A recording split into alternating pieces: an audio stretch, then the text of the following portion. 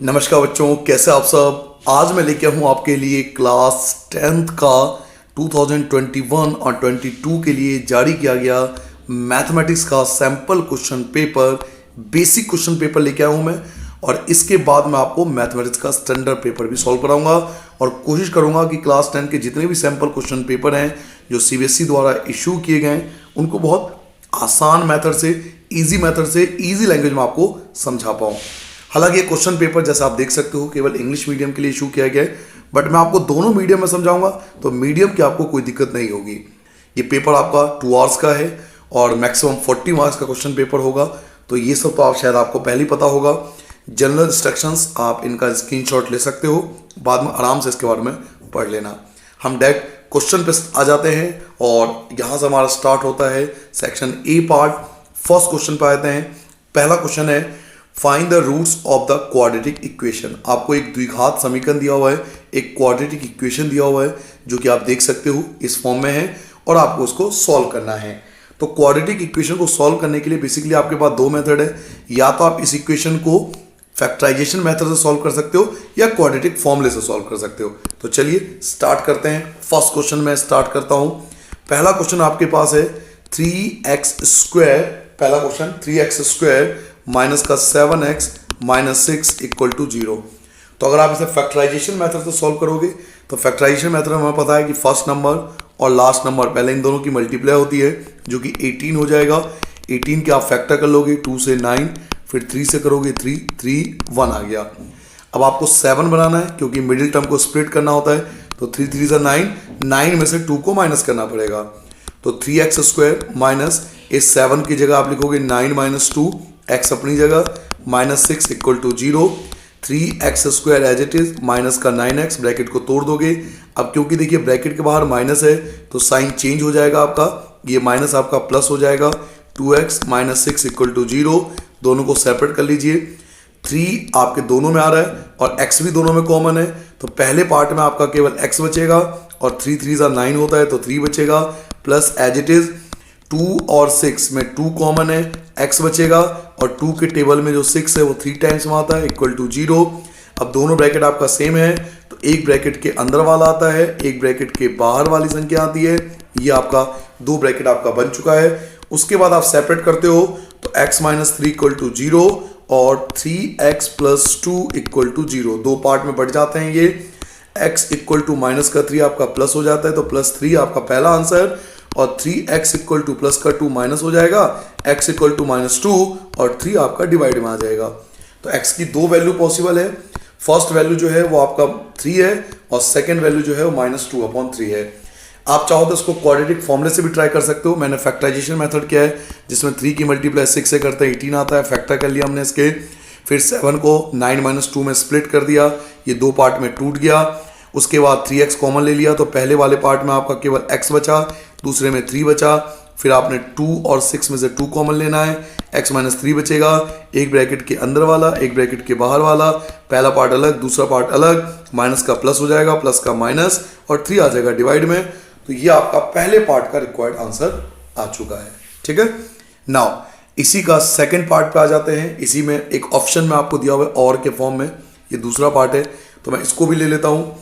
Find the value of k। आपको k का मान ज्ञात करना है। कह रहा है k का मान ज्ञात कीजिए, find the value of k for which the quadratic equation. आपको फिर से क्वाड्रेटिक इक्वेशन दे रखा है जो कि आप देख सकते हो। एक क्वाड्रेटिक इक्वेशन आपको गिवन है और आपको k की वैल्यू फाइंड करनी है। Has real and equal root, जिसके इक्वल रूट्स हो, बराबर मूल हो।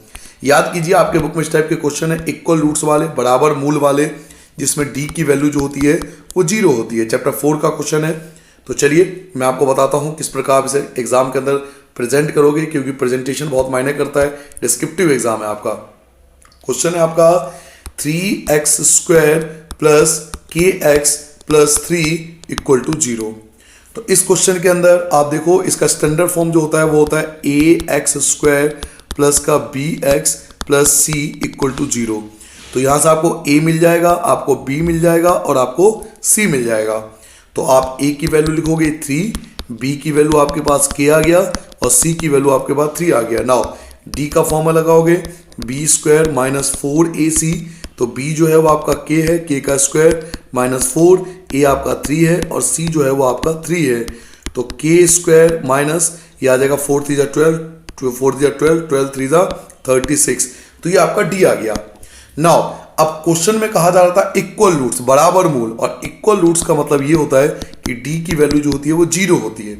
इक्वल रूट्स के अंदर, बराबर मूल के अंदर जब बराबर मूल दिया होता है, इक्वल रूट्स दिए होते हैं, बराबर मूल, दो बराबर मूल, जब ऐसा कुछ होता है क्वेश्चन के अंदर तो d की वैल्यू 0 होती है। It means k square minus 36 जो आपने निकाला इक्वल टू 0 होगा। k square equal to minus का जो 36 है वो प्लस हो जाएगा, और हम जानते हैं स्क्वायर जो होता है अंडर रूट में कन्वर्ट हो जाता है प्लस माइनस। ये हमें पता है कि जो स्क्वायर है ये अंडर रूट में कन्वर्ट हो जाता है प्लस माइनस। तो k equal two plus minus 6, क्योंकि 36 6 का स्क्वायर होता है। तो k की दो वैल्यू पॉसिबल है प्लस माइनस 6 के फॉर्म में। मैं आपको दोबारा समझा देता हूं, ये आपका a है, ये आपका b है, ये आपका c है। आपको d निकालना है पहले इस फॉर्मूले से, जो कि k स्क्वायर माइनस 36 आ गया। अब d इक्वल टू 0 रखना है। इट मीन जो आपने d निकाला था इसको इक्वल टू में 0 रख दोगे, k स्क्वायर माइनस का प्लस हो जाएगा, स्क्वायर अंडर रूट में कन्वर्ट हो जाता है, और 36 6 का स्क्वायर होता है। तो k की दो वैल्यू पॉसिबल है प्लस माइनस 6। तो ये पहले क्वेश्चन का ही, सॉरी ये मैंने गलती से यहाँ पर 2 लिख दिया, ये पहले क्वेश्चन का ही सेकेंड पार्ट है। तो हम बोलेंगे ये भी पहला ही क्वेश्चन है, पहले क्वेश्चन का सेकेंड पार्ट है। ठीक है बच्चों, आगे बढ़ जाएं।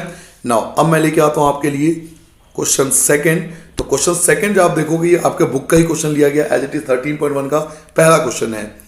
3 क्यूब हैं, ईच ऑफ वॉल्यूम, प्रत्येक का वॉल्यूम जो है, आयतन जो है वो 64 है। 3 क्यूब हैं, हर एक का वॉल्यूम 64 है।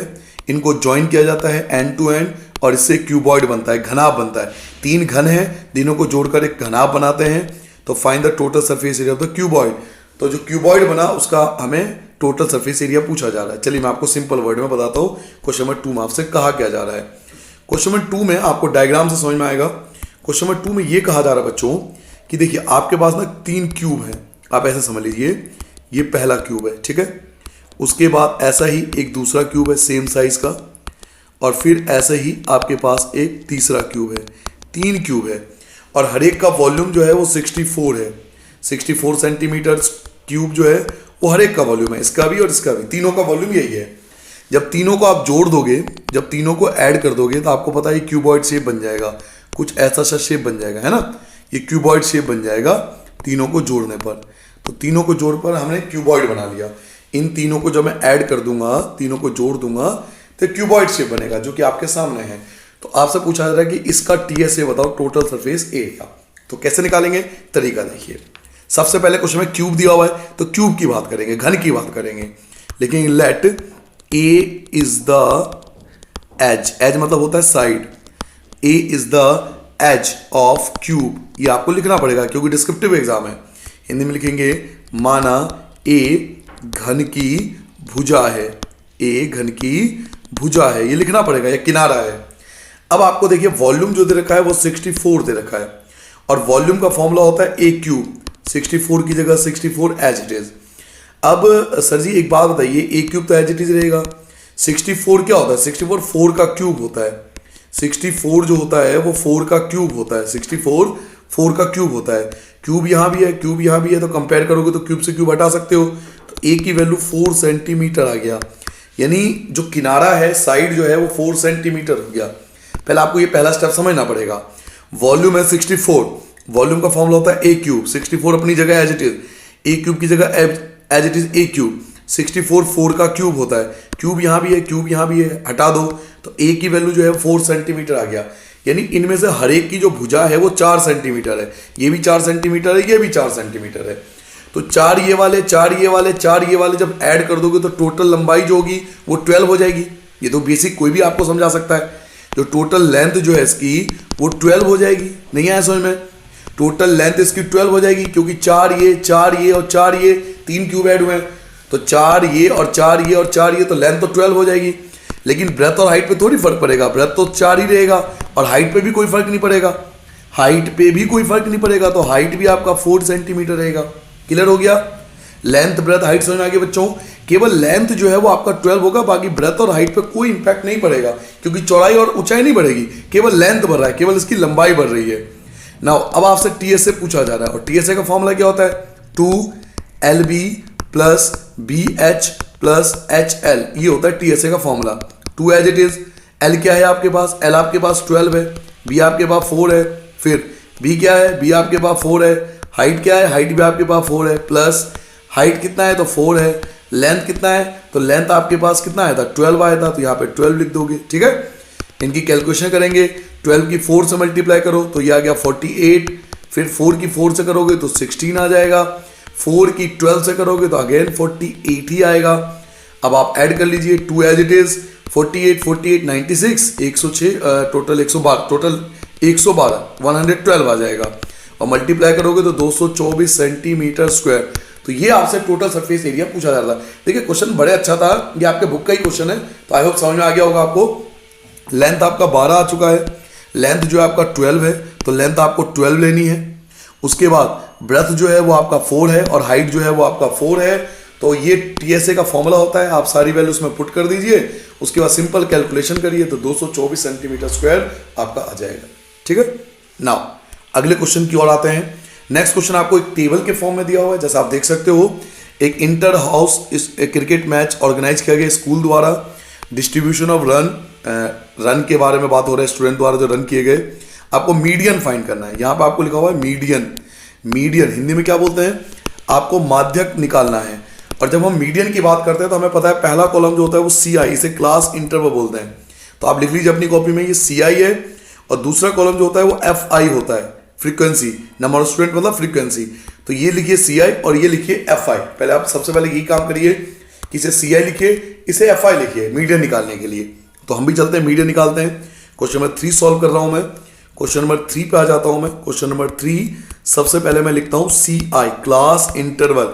और क्लास इंटरवल क्या दे रखा है? 0 से 20, 20 to 40, 20 का गैप है, 40 to 60, 60 to 80 और 80 to 100।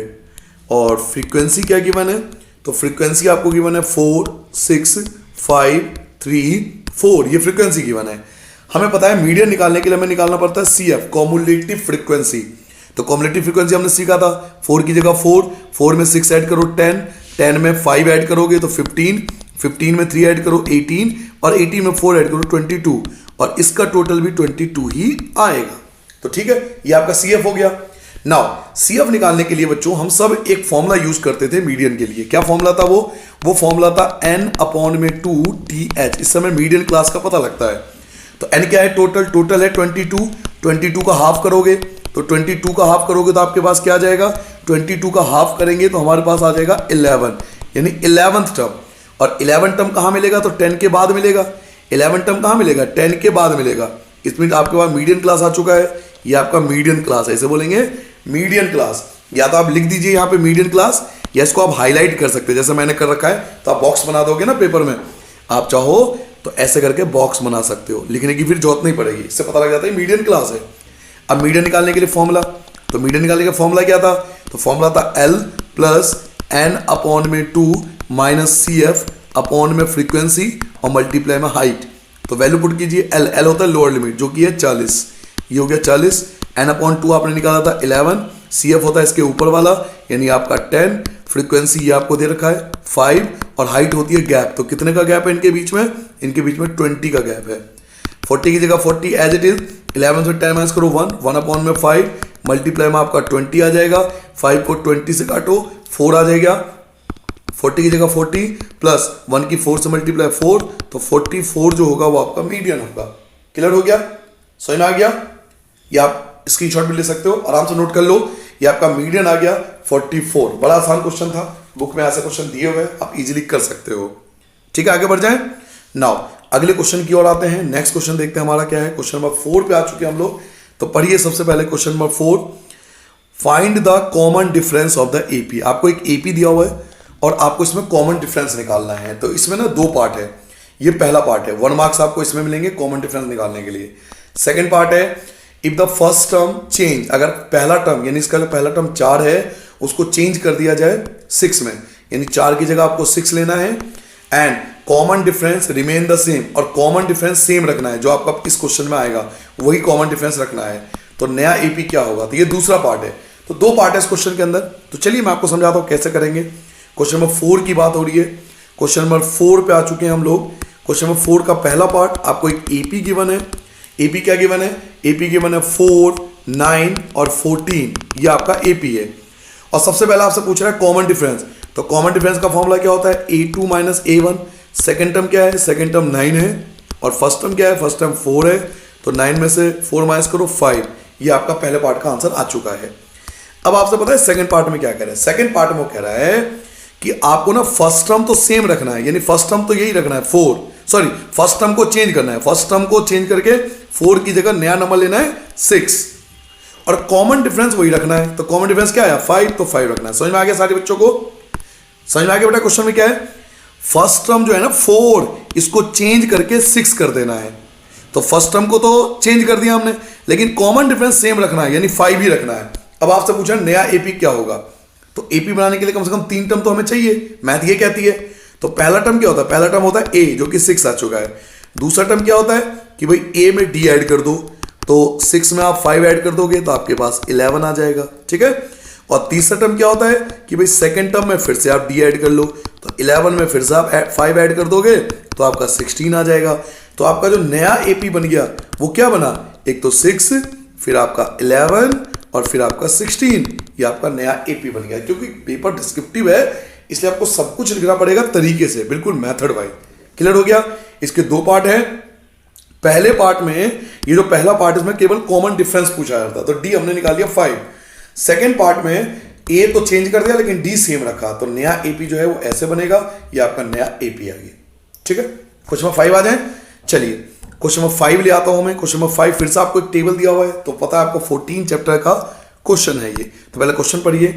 The mode of the following distribution is 38। आपको मोड गिवन है। सर ये मोड क्या होता है? मोड हिंदी में बोलते हैं बहुलक।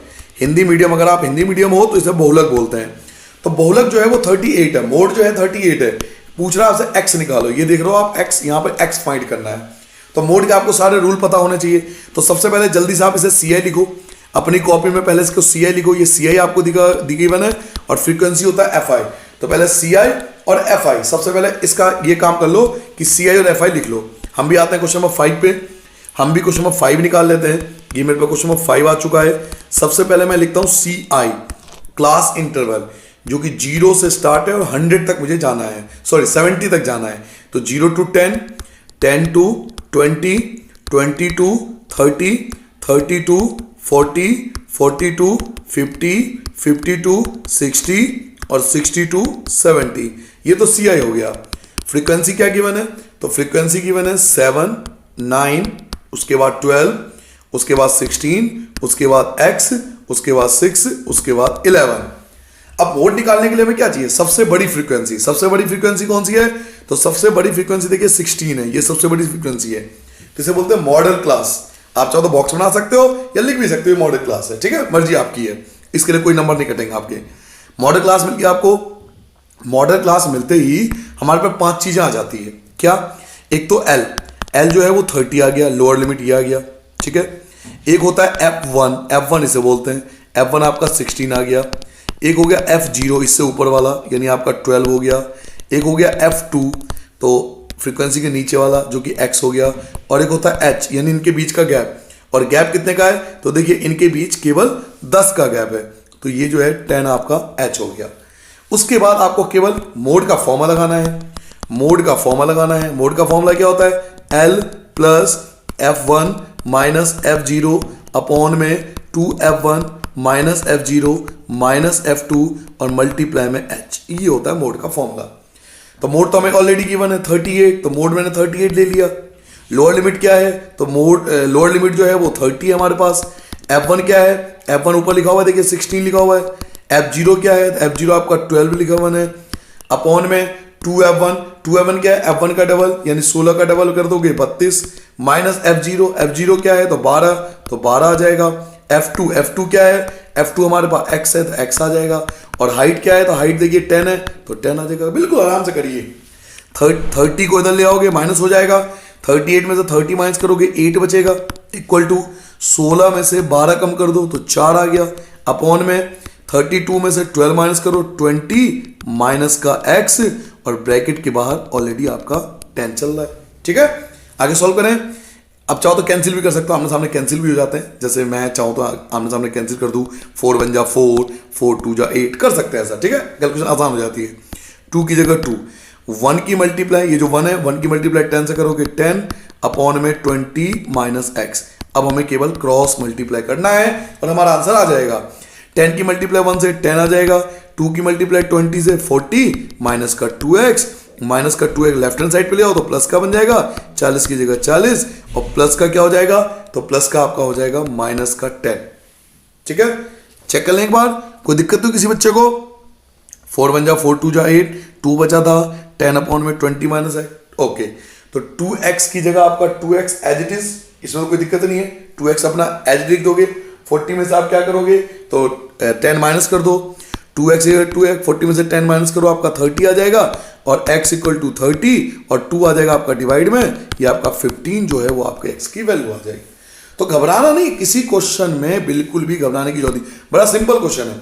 ये सारी डिटेल तो आपके पास है ही, आपको मोड का फॉर्मूला लगाना है, ये रहा फॉर्मूला। मोड आपको दिया हुआ है 38, एल आपके पास 30, F1 16, F0 12, F1 का double 32, F0 12, F2 x, h आपका 10 है।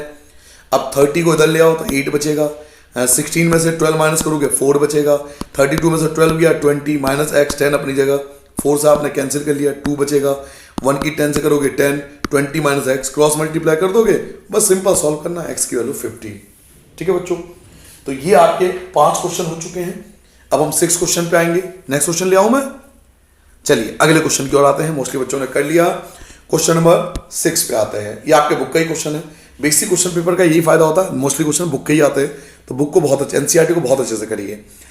X y and m n are the tangent drawn at the end point of the diameter DE. देखिए एक डायमीटर है जिसका नाम है डीई और 2 पैरेलल लाइन है एक्स वाई और एम एन, ठीक है, ऑफ द सर्कल जिसका सेंटर ओ है। हमें प्रूव करना है कि एक्स वाई और एम एन पैरेलल है, हमें प्रूव करना है कि ये वाली लाइन एक्स वाई और एम एन ये दोनों जो है वो पैरेलल है। तो आपके बुक का ही क्वेश्चन है, ये आपके बुक का ही क्वेश्चन है, बुक से लिया गया है, 10.2 एक्सरसाइज का क्वेश्चन है, शायद क्वेश्चन नंबर 4 या 5 देख लेना कौन सा क्वेश्चन है, ये बुक का ही क्वेश्चन लिया गया एज इट इज। ठीक है, तो स्टार्ट करें, चलिए स्टार्ट करते हैं, क्योंकि 2 मार्क्स में है, देख सकते हो आप, तो 2 मार्क्स में हमें केवल प्रूफ करना होता है चीजों को, तो डायग्राम करके आप डायरेक्ट प्रूफ कर सकते हो, गिवन वगैरह ना लिखो तो ज्यादा बेहतर है। चलिए क्वेश्चन नंबर 6 ले आता हूं मैं। क्वेश्चन नंबर 6 आ चुका है मेरा। सबसे पहले एक डायग्राम बनाएंगे, पेपर में आप डायग्राम साफ सुथरा बनाना क्योंकि डिस्क्रिप्टिव एग्जाम है। ये आपके 2 टेंजेंट लाइन है, तो टेंजेंट लाइन ड्रॉ करेंगे, जैसा डायग्राम दिया हुआ है आप एज इट इज ड्रॉ कर लेना। ये आपका x गिवन है, ये आपका y गिवन है, ये आपका m गिवन है, ये आपका n गिवन है। उसके बाद इन दोनों के बीच एक डायमीटर गिवन है जिसका नाम है d और e, और बीच में सेंटर है जिसका नाम है o। ठीक है, डायग्राम आपके सामने आ चुका है। आपको प्रूफ करना है कि आमने सामने की लाइन एक्स वाई और एम एन जो है वो एक दूसरे के पैरेलल है। तो कैसे प्रूफ करेंगे, तो प्रूफ करने का तरीका देखिए। हमें पता है कि रेडियस जो होती है वो टेंजेंट पे परपेंडिकुलर होती है, हमने थ्योरम पढ़ी है, ये रेडियस है। ओ ई क्या है, रेडियस, ओ ई रेडियस है, और एम एन क्या है, टेंजेंट। और रेडियस और टेंजेंट एक दूसरे पे परपेंडिकुलर होते हैं, यही तो हमने रूल पढ़ा था। हमने रूल क्या पढ़ा था, हमें रूल पढ़ाया गया था कि रेडियस जो होता है वो परपेंडिकुलर होता है, परपेंडिकुलर होता है टेंजेंट लाइन पे। ये रूल हमने थ्योरम में पढ़ा था। अगर आप हिंदी मीडियम हो तो हिंदी मीडियम क्या लिखोगे, हिंदी में लिखोगे त्रिज्या लंब होती है स्पर्श रेखा पर, स्पर्श रेखा पर। ठीक है, हिंदी मीडियम ये लिख लेना, त्रिज्या लंब होती है स्पर्श रेखा पर।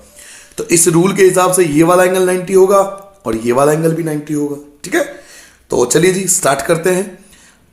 ओ ई और एम, मैं कलर बदल लेता हूं, ओ ई और एन, इस वाले एंगल का नाम होगा ओ ई एन और इसका नाम होगा ओ ई एम। ये दोनों ही 90 के हैं। तो एक एंगल है एंगल ओ ई एम और एक एंगल है ओ ई एन, दोनों जो है वो 90 के हैं। क्यों 90 के हैं, क्योंकि ओ ई जो है वो रेडियस है जो कि परपेंडिकुलर है टेंजेंट लाइन यानी एम एन पर, एम एन पर। आई होप आप सबको समझ में आ गया होगा, क्लियर है मेरी बातें। दोनों एंगल, ये भी 90 का होगा और ये भी 90 का होगा, दोनों 90-90। ऐसे ऊपर देखिए ये दोनों भी 90 होगा, O D X, angle O D X और एंगल ओ डी वाई, ये वाला एंगल ओ डी वाई ये भी 90 होगा। क्यों, क्योंकि जो रेडियस होता है ये है रेडियस जिसका नाम है ओडी, ये परपेंडिकुलर होता है टेंजेंट पर। टेंजेंट कौन है? एक्स वाई, एक्स वाई पर परपेंडिकुलर है। अब ये बात तो समझ में आ गई। अब सारे एंगल 90 के हो गए, सारे एंगल 90 के हो गए, या तो दिख रहा है कि चारों एंगल 90, ये भी 90, ये भी 90, ये भी 90, ये भी 90, कोई भी दो एंगल ले लो और क्रॉस में लेना, एक ये एंगल और ये एंगल, कोई भी दो एंगल ले लो, कोई भी दो एंगल। मैंने ये एक ले लिया ये वाला ओ डी एक्स और एक ले लिया ओ ई एन क्रॉस में, क्रॉस एक इधर वाला एक इधर वाला, ठीक है। अभी बताऊंगा रीजन। तो ओ डी एक्स और ओ ई एन दो एंगल मैंने ले लिया क्रॉस में, कोई भी दो एंगल क्रॉस में ले लो। तो मैंने ले लिया एंगल ओ डी एक्स और एक मैंने ले लिया एंगल ओ ई एन, दोनों 90 के हैं। अब हमने रूल एक थ्योरम पढ़ा था कि अगर दो तिरछे कोण बराबर हो, ये क्रॉस वाला एंगल अगर बराबर हो तो इसे बोलते हैं ऑल्टरनेट इंटीरियर एंगल। क्या बोलते हैं इसको? Alternate interior angle. ये आपने 9th में भी पढ़ा था, फर्स्ट टर्म में भी आपको बताया था मैंने, फर्स्ट टर्म में चैप्टर 6 में, ऑल्टरनेट इंटीरियर एंगल, ठीक है। हिंदी में क्या बोलते हैं इसको? अंतः एकांतर कोण, अंतः एकांतर कोण के नाम से इसको जानते हैं। और ऑल्टरनेट इंटीरियर एंगल तभी इक्वल होते हैं, ये ऑल्टरनेट इंटीरियर एंगल यानी ये वाला एंगल और ये वाला एंगल जो तिरछे वाला एंगल है, ये तभी इक्वल हो सकते हैं जब आमने सामने की लाइन पैरेलल हो। क्लियर होगी मेरी बात? ये दोनों एंगल ऑल्टरनेट इंटीरियर एंगल से भी इक्वल है। तो ऑल्टरनेट इंटीरियर एंगल कब लगता है? जब आमने सामने की लाइन पैरेलल हो। It means alternate interior angle से ये दोनों इक्वल हैं, तो हम कह सकते हैं कि आमने सामने दोनों इक्वल होंगे, पैरेलल होंगे, सॉरी, एक्स वाई जो है वो पैरेलल होगा एम एन के। तो यही हमें प्रूफ करना था, लिखेंगे हैंस प्रूव, ये हम प्रूफ कर चुके हैं। बड़ा सिंपल आंसर है, फिर से समझ लीजिए। दो नीचे वाला एंगल 90 के हैं, दो ऊपर वाला एंगल 90 के, सारे एंगल 90 के हैं। कोई भी दो एंगल ले लो तिरछे वाले, कोई भी दो एंगल ले लो क्रॉस में, मैंने ये लिया, आप ये भी ले सकते हो, कोई भी दो एंगल ले लो क्रॉस में। तो ये क्रॉस में 90 आ रहा है, दोनों इक्वल हैं, और दोनों इक्वल हैं तो अल्टरनेट इंटीरियर एंगल लग रहा है। और अल्टरनेट इंटीरियर एंगल कब लगता है? जब आमने सामने पैरेलल लाइन हो। तो हो गया प्रूफ भाई, यही प्रूफ करना था। तो इतना सही आंसर है, जो कि 2 मार्क्स में है, तो आपको इतना ही सॉल्व करना पड़ता है, ठीक है। समझ में आ गया? नेक्स्ट क्वेश्चन की ओर आ जाए। चलिए अब लेके आता हूं मैं आपके लिए अगला क्वेश्चन। तो चलिए जी, क्वेश्चन नंबर 7 आ जाओ। अच्छा, ऑप्शन में ना शायद एक क्वेश्चन और दिया हुआ है। जी हाँ, यहाँ ऑप्शन में एक और क्वेश्चन है, तो मैं आपको ये भी सॉल्व करा देता हूँ, ऑप्शन वाला क्वेश्चन भी आपको सॉल्व करा देता हूँ। तो इसमें आपको एक क्वाड्रिलेटरल एबीसीडी है, जो कि सर्कल के चारों ओर देख भी रहे हो, डायग्राम दिख रहा है आपको, और ए बी 6 है, बी सी 7 है, सी डी 4 है, ए डी आपसे पूछा रहा है। ए डी मतलब ये वाली लाइन, ये ए डी है ना, ये वाली लाइन आपसे पूछ रहा है। तो पहले मैं यहीं पे सॉल्व कर देता हूँ, इसको मैं यहीं पे सॉल्व कर सकता हूँ। आपने एक थ्योरम पढ़ी है ना कि टेंजेंट लाइन इक्वल होती है एक्सटीरियर पॉइंट से टेंजेंट लाइन इक्वल होती है। तो आप इसे क्या कर सकते हो, इसे P ले लो, इसे Q ले लो, इसे आप R ले लो, इसे S ले लो। तो पहले डायग्राम बना लेना, ठीक है, PQRS ले लेना। उसके बाद AP इक्वल होगा AS के, AP इक्वल होगा AS के, AP इक्वल AS। ऐसे ही BP जो होगा वो इक्वल होगा BQ के। ऐसे ही CQ इक्वल होगा CR के, CQ इक्वल होगा CR के। और ऐसे ही DR इक्वल होगा DS के। ये भी आपके बुक का ही क्वेश्चन है, बुक में ऐसा क्वेश्चन दिया हुआ है। ये 4 इक्वेशन बन गए, 1 2 3 एंड 4। अब चारों को ऐड करेंगे, 1 + 2 + 3 + 4, हम चारों को ऐड कर रहे हैं। तो जब चारों को ऐड करोगे, इन सबको ऐड एक तरफ करना है, इन सबको ऐड एक तरफ करना है। तो चलिए चारों को प्लस कर लेते हैं, AP + BP + CR + DR, ये एक तरफ, और AS + BQ + CQ और + DS, ये सब एक तरफ, ठीक है। नाउ AP और BP ये दोनों मिलके क्या बन जाएगा? आपका AB बन जाएगा, और CR और DR ये आपका CD बन जाएगा। ऐसे ही AS और DS मिलकर आपका AD बन जाएगा, और BQ और CQ मिलकर आपका BC बन जाएगा। ये आपके बुक में ही दे रखा है। अब आपको देखो, जिसकी वैल्यू दे रखी है उसको पुट कर दीजिए, जिसकी वैल्यू आपको गिवन है उसको पुट कर दीजिए, जिसकी नहीं है उसको छोड़ दीजिए। भाई AB मुझे दिया हुआ है, देखो 6 सेंटीमीटर, तो AB की जगह 6 आ जाएगा। CD कितना गिवन है सर? CD गिवन है 4, तो CD की जगह 4 इक्वल में AD मुझे पता नहीं, AD को आप एज इट इज छोड़ दो, AD नहीं पता। BC तो पता है, BC 7 है, तो ये 7 है। कितना सिंपल क्वेश्चन था बताइए। अब 6 और 4 दोनों को ऐड करोगे तो ये 10, मैं यहाँ कर देता हूँ 10 हो गया, इक्वल आएगा, सॉरी बच्चों यहाँ इक्वल आएगा, ऐड कर दिया ना आपने दोनों को ऐड कर दिया, अब आ गया इक्वल, ठीक है। 6 और 4 ऐड कर दिया 10 इक्वल टू में AD और प्लस 7 एज इट इज, जो AD प्लस 7 था उसे एज इट इज, 10 की जगह 10 प्लस का 7 माइनस हो जाएगा, AD की जगह AD, तो कितना आ गया 3 centimetre equal to AD।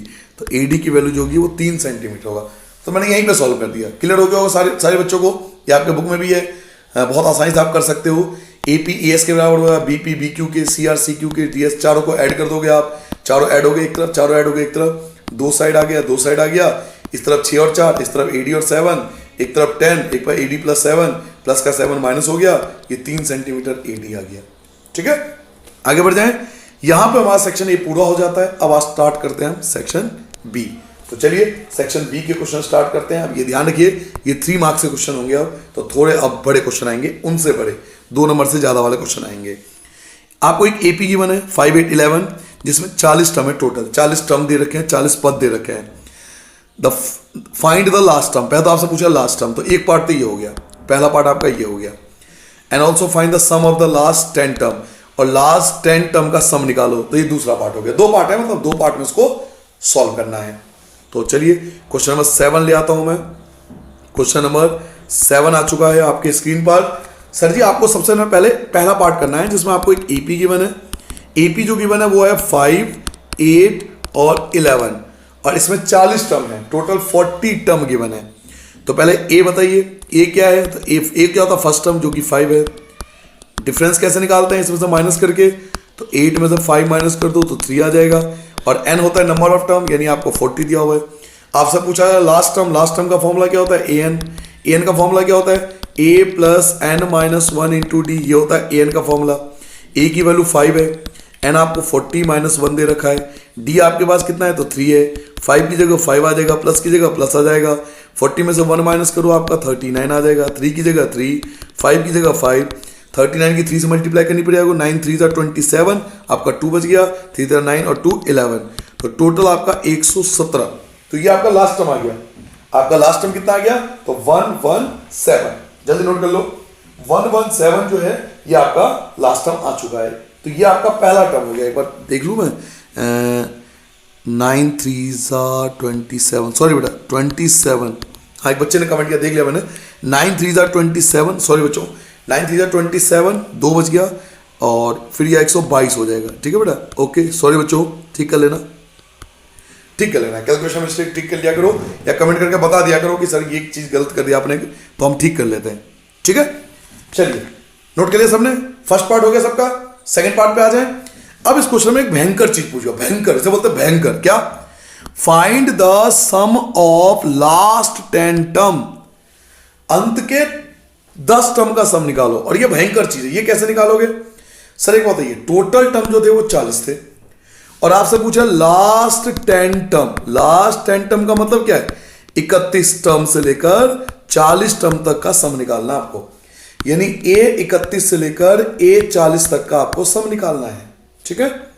Last 10 term, last 10 term का मतलब है 31वें टर्म से लेकर 40वां टर्म। तो 31वें टर्म से 40 टर्म का सम हम कैसे निकालेंगे? तो इसके लिए हम, चलिए मैं आपको तरीका बताता हूं। सबसे पहले सेकंड पार्ट, सर SN का फॉर्मूला क्या होता है? फॉर्मूला होता है n/2 और a प्लस an, ये आपने फॉर्मूला पढ़ा था, a प्लस an पहला और लास्ट टर्म, a मतलब पहला टर्म और an मतलब लास्ट टर्म। n कितना है? 10, क्योंकि 10 टर्म का आपको सम निकालना है। n कितना है? 10, क्योंकि आपको केवल 10 टर्म का सम निकालना है। 2 की जगह 2, a जो है वो कौन है? a जो यहां पर वो 31वां टर्म है, समझ रहे हो मेरी बात को? वो आपसे कह रहा है लास्ट 10 टर्म का सम निकालो। सर जी लास्ट 10 टर्म का मतलब क्या हुआ कि 31 से लेकर 40 तक का, तो 31वां मेरा पहला टर्म है और 40वां मेरा लास्ट टर्म है। क्लियर हो गया? तो यहां पे जो पहला टर्म होगा, जो फर्स्ट टर्म होगा, वो मेरे लिए 31वां टर्म होगा, और जो लास्ट टर्म होगा वो मेरे लिए 40वां टर्म होगा। ये मतलब हुआ सर, समझ में आ गया सबको? 31वां टर्म और 40वां टर्म, क्लियर है सबको? आगे बढ़ जाए। नाउ अब 2 से काट दो तो 5 आ गया, 31वां टर्म तो मुझे लगता है निकाल ही सकते हो, या निकालू साइड में। 31वां टर्म हम निकाल लें यहां पर साइड में, a प्लस 30d, ठीक है, a प्लस 30d। a कितना था, a आपके पास था 5, a 5 था, 30 की जगह 30 और d आपके पास 3 आया था, तो 5 की जगह 5 90, ये आपके यहाँ पर 95, ठीक है बेटा। तो 31वां टर्म आ गया 95 और 40वां टर्म लास्ट टर्म, 40वां मतलब अंतिम टर्म। अब लास्ट टर्म भी तो चाहिए, लास्ट टर्म भी निकालना पड़ेगा, तो लास्ट टर्म तो हमने निकाल रखा है, ये रहा पहले से निकाल रखा है 122, दोबारा क्यों निकालेंगे। an का मतलब क्या होता है, लास्ट टर्म, लास्ट टर्म 40वां है ना, तो पहले निकाल रखा है, लास्ट टर्म आपके पास ऑलरेडी है 122, लिखा ना लास्ट टर्म ऑलरेडी 122 है, तो 5 की जगह 5, 95 और 122 दोनों को ऐड कर लो तो 217 और मल्टीप्लाई कर लोगे 5 से तो 1087, ये आपका रिक्वायर्ड आंसर आ जाएगा पार्ट 2 का, ठीक है। बड़ा अच्छा क्वेश्चन था, पहला टर्म तो बड़ा आसान था, फर्स्ट पार्ट तो बड़ा आसान था, ए दे रखा था, डी दे रखा था, एन दे रखा था, एन पूछा था, आपने वैल्यू पुट कर लिया और 122 आ गया। सेकेंड टर्म बड़ा खतरनाक था, अब ये कॉन्सेप्ट पेपर में सीख के जाना है। लास्ट 10 टर्म 40 में से मैं अगर पूछूं अंतिम के 10, तो अंतिम 10 के 10 का मतलब क्या है, 31 से लेकर 40, 31 से 40 का सम निकालना है, 31 से 40 का सम। तो 31वां तो मैंने निकाल दिया, ये रहा लास्ट में, मैंने देखो साइड में निकाल दिया आपके लिए 95, और 40वां टर्म मैंने पहले निकाल रखा है 122, ये रहा ऊपर, ये निकाल रखा है 122। तो एन हमें पता है, हमें A31 निकाल लिया, दोनों को ऐड कर लिया, 5 से मल्टीप्लाई, तो ये आपका SN आ जाएगा, ठीक है। इस टाइप क्वेश्चन बहुत ज्यादा एग्जाम में आते हैं। क्वेश्चन नंबर 8, नेक्स्ट क्वेश्चन है, आपके बुक का ही क्वेश्चन है, बुक से ही लिया गया है, आपके बुक का ही क्वेश्चन, 2 पार्ट है तो मैं आपको दोनों पार्ट कराऊंगा, कोई पार्ट आपके लिए छोड़ूंगा नहीं। देखिए, a tree is broken due to the storm, एक पेड़ टूट जाता है आंधी की वजह से, in such a way the top of the tree, जो ट्री का टॉप है वो टच करता है ग्राउंड को। मैंने आपको एक क्लास में भी समझाया था कि भी ये पेड़ है, ठीक है, और ये यहाँ से टूट गया, ऊपर वाला पार्ट ये टूट गया और टूट के ऐसे लटक गया, तो ग्राउंड को टच कर रहा है, तो ये डायग्राम आपका बन जाएगा, बुक का ही क्वेश्चन है। और एंगल मेड करता है 30, यहाँ जो एंगल बनता है वो 30 बनता है ग्राउंड के साथ। Length of the broken upper part, जो टूटा हुआ पार्ट है वो 8 मीटर का है, 8 मीटर का है, तो ये टूटा हुआ पार्ट 8 मीटर है, तो 8 मीटर है। Find the height of the tree before it was broken, तो आपसे ये हाइट पूछा है, तो पहले आपको ये निकालना पड़ेगा, ये वाला पार्ट, तभी आप हाइट निकाल पाओगे, ठीक है। शुरू करूँ मैं, बुक का ही क्वेश्चन है, तो मुझे नहीं लगता कि ज़्यादा आपको डिटेल में आपको समझाने की जरूरत पड़ेगी, बुक से ही आपके लिया गया है एज इट इज। देखिए, क्वेश्चन ये है कि ये आपके पास एक ट्री था, ठीक है, जो आंधी की वजह से क्या हुआ, टूट गया, मान लीजिए यहाँ से टूट गया, ये टूटा हुआ पार्ट है, और ये टूट के बाद ऐसे लटक गया और ये ट्रायंगल बन गया, ये पार्ट अभी भी है आपके पास। जो टूटा हुआ हिस्सा है वो 8 मीटर है, तो टूटा हुआ हिस्सा 8 मीटर, ये टूटा हुआ हिस्सा ही है। पहले आपको ये निकालना पड़ेगा, x मीटर मान लो इसे, ठीक है, इसका नाम रख लो आप A, B और C। हमें पता है कि ये साइन थीटा का फॉर्मूला लगाना पड़ेगा। क्यों साइन थीटा, क्योंकि ये कौन है, ये परपेंडिकुलर है, और ये कौन है, हाइपोटेनियस, और परपेंडिकुलर हाइपोटेनियस किस में आते हैं, साइन थीटा में आते हैं। तो सबसे पहले मैं फॉर्मूला लगाऊंगा साइन थीटा का, परपेंडिकुलर अपॉन में हाइपोटेनियस, परपेंडिकुलर का नाम है AB और हाइपोटेनियस का नाम है AC। साइन थीटा, थीटा कितना था 30, ये 30 दिया हुआ था आपको, तो साइन 30, परपेंडिकुलर की वैल्यू x और AC की वैल्यू 8, ठीक है बेटा। साइन 30 की वैल्यू 1/2, x अपॉन में 8, क्रॉस मल्टीप्लाई कर लोगे तो 2x equal to 8, x equal to 8, 2 आ जाएगा डिवाइड में, काट दो तो 4 मीटर, x की वैल्यू 4 मीटर। अच्छा, ऊपर लिख भी देना, यहाँ लिख भी दिया करो कि हमारे पास जो AC है वो 8 मीटर है, क्वेश्चन में दिया हुआ है। इसके अलावा ये भी है कि हमने लेट किया है किसको, AB को हमने x मीटर लेट किया है। ऐसी एंगल C जो है वो 30 डिग्री है, ये सब लिख दिया करो, फॉर्मेलिटी है बट लिखना चाहिए एक अच्छे बच्चे को, ठीक है। क्लियर हो गया। अब नाउ हमारे पास ये आ चुका है, आप देख सकते हो x जो है वो 4 मीटर का आ चुका है। लेकिन आपसे क्वेश्चन में पूछा गया था, आपसे तो पूछा था टोटल हाइट, भाई पेड़ की हाइट निकालो, टोटल हाइट आप हाइट ऑफ द ट्री निकालो, पेड़ की ऊंचाई। तो हाइट कैसे निकालोगे, दोनों को ऐड कर लो, हाइट निकाल लो, ऊंचाई निकाल लो पेड़ की। तो ऊंचाई कैसे निकालोगे, एक तो ये पार्ट जो अभी आपने निकाला यानी 4, और एक जो टूट गया, टूट कितना गया था 8 टूट गया था, तो दोनों को ऐड करोगे तो 12 मीटर जो था वो इसका रिक्वायर्ड आंसर आ जाएगा, ठीक है। सिंपल क्वेश्चन था, इजीली कर सकता है कोई बच्चा, क्योंकि बुक का ही क्वेश्चन था, आपने कर भी रखा होगा। अब इसी का सेकंड पार्ट देखिए, इसी का सेकंड पार्ट है, इसी में एक पार्ट और ऐड कर दिया। ये भी आपका बुक से ही लिया गया, मैं बता रहा हूँ कौन सा क्वेश्चन है। ये 10वां क्वेश्चन है आपकी एक्सरसाइज का, 9.1 का 10 क्वेश्चन है। Two pole of equal height, दो पोल हैं बराबर हाइट के हैं, अपोजिट साइड लगे हुए हैं, either side of road, road के दोनों तरफ, जो कि 80 मीटर चौड़ा है। ये एक्सरसाइज का 9.1 का 10 क्वेश्चन है, आप उठा के देख लेना।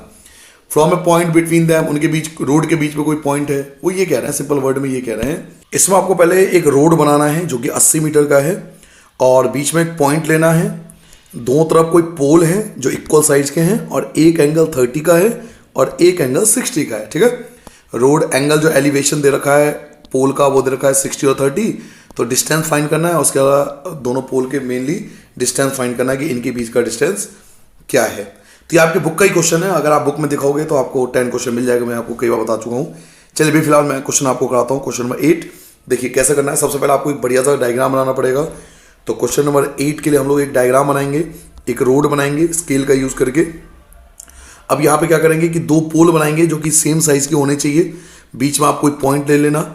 ठीक है, टोटल जो है ये 80 मीटर है, रोड की जो चौड़ाई है वो 80 मीटर है। एक का एंगल आपको 30 रखना है, एक का एंगल 60 रखना है। तो कोई भी ले सकते हो, मान लो जो मैंने ये 60 ले लिया और ये 30 ले लिया, वैसे आप कोई भी एंगल ले सकते हो, कोई फर्क नहीं पड़ता। अब आपने नाम ले लिया ABC, जैसा आप देख सकते हो दो ट्रायंगल बने हैं DE, ये दो ट्रायंगल बन गए आपके, ये 90 डिग्री 90 डिग्री, क्योंकि पोल हमेशा स्ट्रेट सीधा होता है, परपेंडिकुलर होगा। नाउ अब टोटल 80 मीटर है, ये देखिए टोटल 80 मीटर है। तो इसमें से आपको क्या करना है, एक को तो एक्स सेलेक्ट करना है। मान लो मैंने इसको एक्स सेलेक्ट कर लिया, तो ये जो होगा वो 80 माइनस एक्स होगा। ठीक है, अगर एक मैंने एक्स सेलेक्ट कर लिया तो दूसरा जो होगा 80 माइनस एक्स होगा, क्योंकि टोटल 80 मीटर का है। अब ये भी नहीं पता, हाइट भी नहीं पता, तो वाई मान लो, वाई मान लो। क्लियर है। अब यहाँ पर ये सब चीजें बच्चों, क्योंकि डिस्क्रिप्टिव एग्जाम है ना, तो लिखना पड़ता है एग्जाम में। जैसे AB है, ये AB आप देख रहे हो, AB आपने वाई लिया है, और DE जो है AB और ED, इस दोनों को आपने वाई लेट किया है, तो लिखना पड़ेगा आपको। BC को आपने x मीटर लेट किया है, ऐसे ही CD को आपने 80 माइनस एक्स मीटर लेट किया है। ये सब एग्जाम में लिखना पड़ता है। आप चाहो तो एंगल भी लिख सकते हो, बट एंगल छोड़ दो तो कोई बात नहीं, बट बेसिक बात है आपको जो पेपर में एग्जाम में डिस्क्रिप्टिव पेपर में लिखना पड़ता है, बेसिक चीज आपको लिख के दिखानी पड़ेगी। अब आप दो ट्रायंगल है तो फर्स्ट ट्रायंगल लीजिए, सेकंड ट्रायंगल लीजिए, दोनों को सॉल्व कीजिए, आपका आंसर आ जाएगा। परपेंडिकुलर बेस हमें पता है tan थीटा का इस्तेमाल होगा, तो ट्रायंगल ABC मैंने ले लिया पहला, और फॉर्मा लगा दिया मैंने tan थीटा, जो कि होता है परपेंडिकुलर बेस। परपेंडिकुलर का नाम जो है वो AB है, और बेस का नाम जो है वो BC है, तो नाम रख दिया मैंने इनका। अब वैल्यू पुट करना है, tan थीटा, थीटा आपका 60 है यहाँ, AB की वैल्यू आपके पास y है, BC की वैल्यू आपके पास x है। tan 60 की वैल्यू √3 y अपॉन में x। अब आप इनकी क्रॉस मल्टीप्लाई करोगे तो y इक्वल टू √3x, ये आपका पहला पार्ट बन गया। अब यहीं छोड़ सकते हो पहला पार्ट।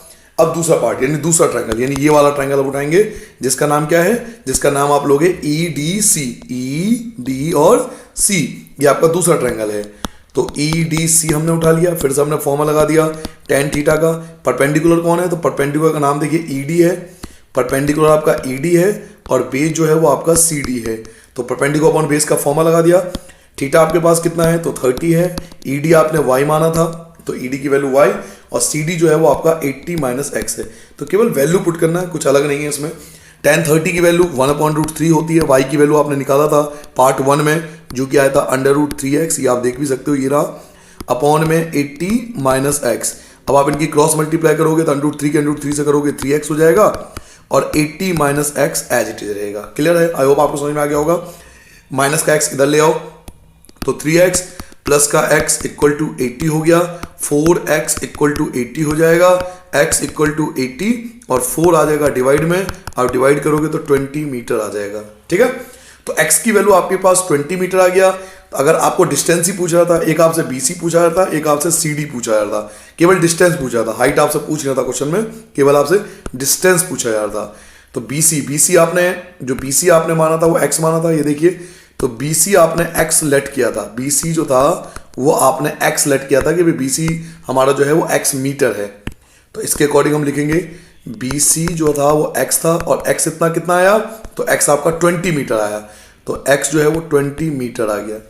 और ऐसे ही CD जो था वो कितना था, तो 80 माइनस एक्स था, इट मीन 80 में से 20 माइनस करो तो 60 मीटर। तो ये आपका आंसर आ जाएगा। एक की वैल्यू जो होगी वो 20 होगा, और एक की वैल्यू जो होगी वो 60 होगा। हालांकि आप बुक में देखोगे, देखो बुक में ऐसा क्वेश्चन है जिसमें हाइट ऑफ द पोल भी पूछा जा रहा है, तो इसमें क्वेश्चन में हाइट ऑफ द पोल नहीं है। इट मीन वाई की वैल्यू अगर पूछता तो वाई क्या आया था, √3x आया था, तो √3 और x आपका 20, तो 20 √3 मीटर। इन केस अगर पूछता कि पोल की हाइट बताओ तो हम ये भी निकालते, बट क्योंकि इस क्वेश्चन में नहीं पूछा जाता आप इसको छोड़ सकते हो, मैंने एक्स्ट्रा आपको समझा दिया। क्लियर है, बुक का ही क्वेश्चन है, आप नोट डाउन कर सकते हो आराम से। नोट डाउन कर लिया, आगे बढ़ जाऊं। नाउ अगले क्वेश्चन पे आते हैं। नेक्स्ट क्वेश्चन देखिए, हमारा नेक्स्ट क्वेश्चन क्या है, ये भी आपके बुक का ही क्वेश्चन है। इस टाइप क्वेश्चन आपके बुक में दे रखे हैं, थोड़ा सा डिजिट और डायग्राम बदल दिया, बाकी कॉन्सेप्ट बुक का ही है। चैप्टर 10 का क्वेश्चन है, क्वेश्चन नंबर 9 पढ़िए। PA PB are tangent drawn to a circle with centre O। देखिए PA और PB ये दोनों टेंजेंट लाइन है। PA की वैल्यू 6 है एंड एक एंगल दिया हुआ है कि ये वाला इनके बीच का एंगल जो है वो 60 है। तो लेंथ फाइंड करो AB की लेंथ, इसकी लेंथ पूछा जा रहा है। ठीक है, वैसे तो अगर ये MCQ एग्जाम होता तो मैंने आपको डायरेक्ट बताता कि इस टाइप के क्वेश्चन का आंसर क्या होता है, तीनों इक्वल होते हैं, 6 6 और 6, तो डायरेक्ट आंसर 6 सेंटीमीटर आ जाता। बट क्योंकि ऐसा नहीं है, डिस्क्रिप्टिव एग्जाम है हमारा, तो चलिए हम पूरा इसको सॉल्व करते हैं। तो पहले आप डायग्राम आप बना लोगे। क्वेश्चन नंबर 9 के लिए जो डायग्राम दिया हुआ है, पहले आपको डायग्राम बनाना पड़ेगा, तो मैं भी बना देता हूँ, आप भी बना लीजिए। ये आपको इस फॉर्म एक सर्कल दिया हुआ है जिसका सेंटर आपको O गिवन है, तो सेंटर O, कहीं भी एक सेंटर O ले लो। और एग्जाम में याद रखना आपको पेंसिल और स्केल से बनाना है, क्योंकि डिस्क्रिप्टिव एग्जाम है, तो इन बातों का आपको ध्यान रखना पड़ेगा। ये A है, ये B है, ये P है, यहाँ पे 6 सेंटीमीटर दिया हुआ है, ये 60 दिया हुआ है। ठीक है, अब मैं आपको सोल्यूशंस का 1 बाय 1 आपको इसको समझा रहा हूँ। देखिए हमने थ्योरम पढ़ा था कि टेंजेंट लाइन इक्वल होती है, तो PA जो है वो PB के इक्वल होगा, क्योंकि टेंजेंट लाइन इक्वल होती है। ये सब हमने बहुत अच्छे से पढ़ा था थ्योरम के अंदर, थ्योरम 10.2 आपके बुक में दिया हुआ है। क्लियर है। नाउ एक चीज और हमने ये भी पढ़ा है कि किसी भी सर्कल के ऊपर ये जो आपने लाइन ड्रॉ किया है, ये जो ट्रायंगल बनाया है, अगर किसी भी प्रकार से हम इसको प्रूफ कर दें कि इनके एंगल क्या आएंगे, तो सबसे पहले एंगल प्रूफ करने के लिए हम दो साइड की मदद लेंगे, इन दोनों साइड की मदद लेंगे। मैंने अभी आपको बताया कि जो AP है वो इक्वल है बच्चों, AP जो है वो इक्वल है BP के। ये दोनों लाइन इक्वल हैं, ये दोनों लाइन इक्वल हैं। थ्योरम 10.2 क्या कहती है, टेंजेंट लाइंस आर इक्वल, स्पर्श रेखाएं बराबर होती है। एक ही पॉइंट से जो स्पर्श रेखा होती है वो बराबर होती है, ऐसा हमने 10.2 में पढ़ा था। तो P एक पॉइंट है, एक पॉइंट से दो टेंजेंट लाइन है, AP और BP, तो दोनों इक्वल होगा। अगर ये 6 सेंटीमीटर है तो ये भी 6 सेंटीमीटर होगा। ठीक है।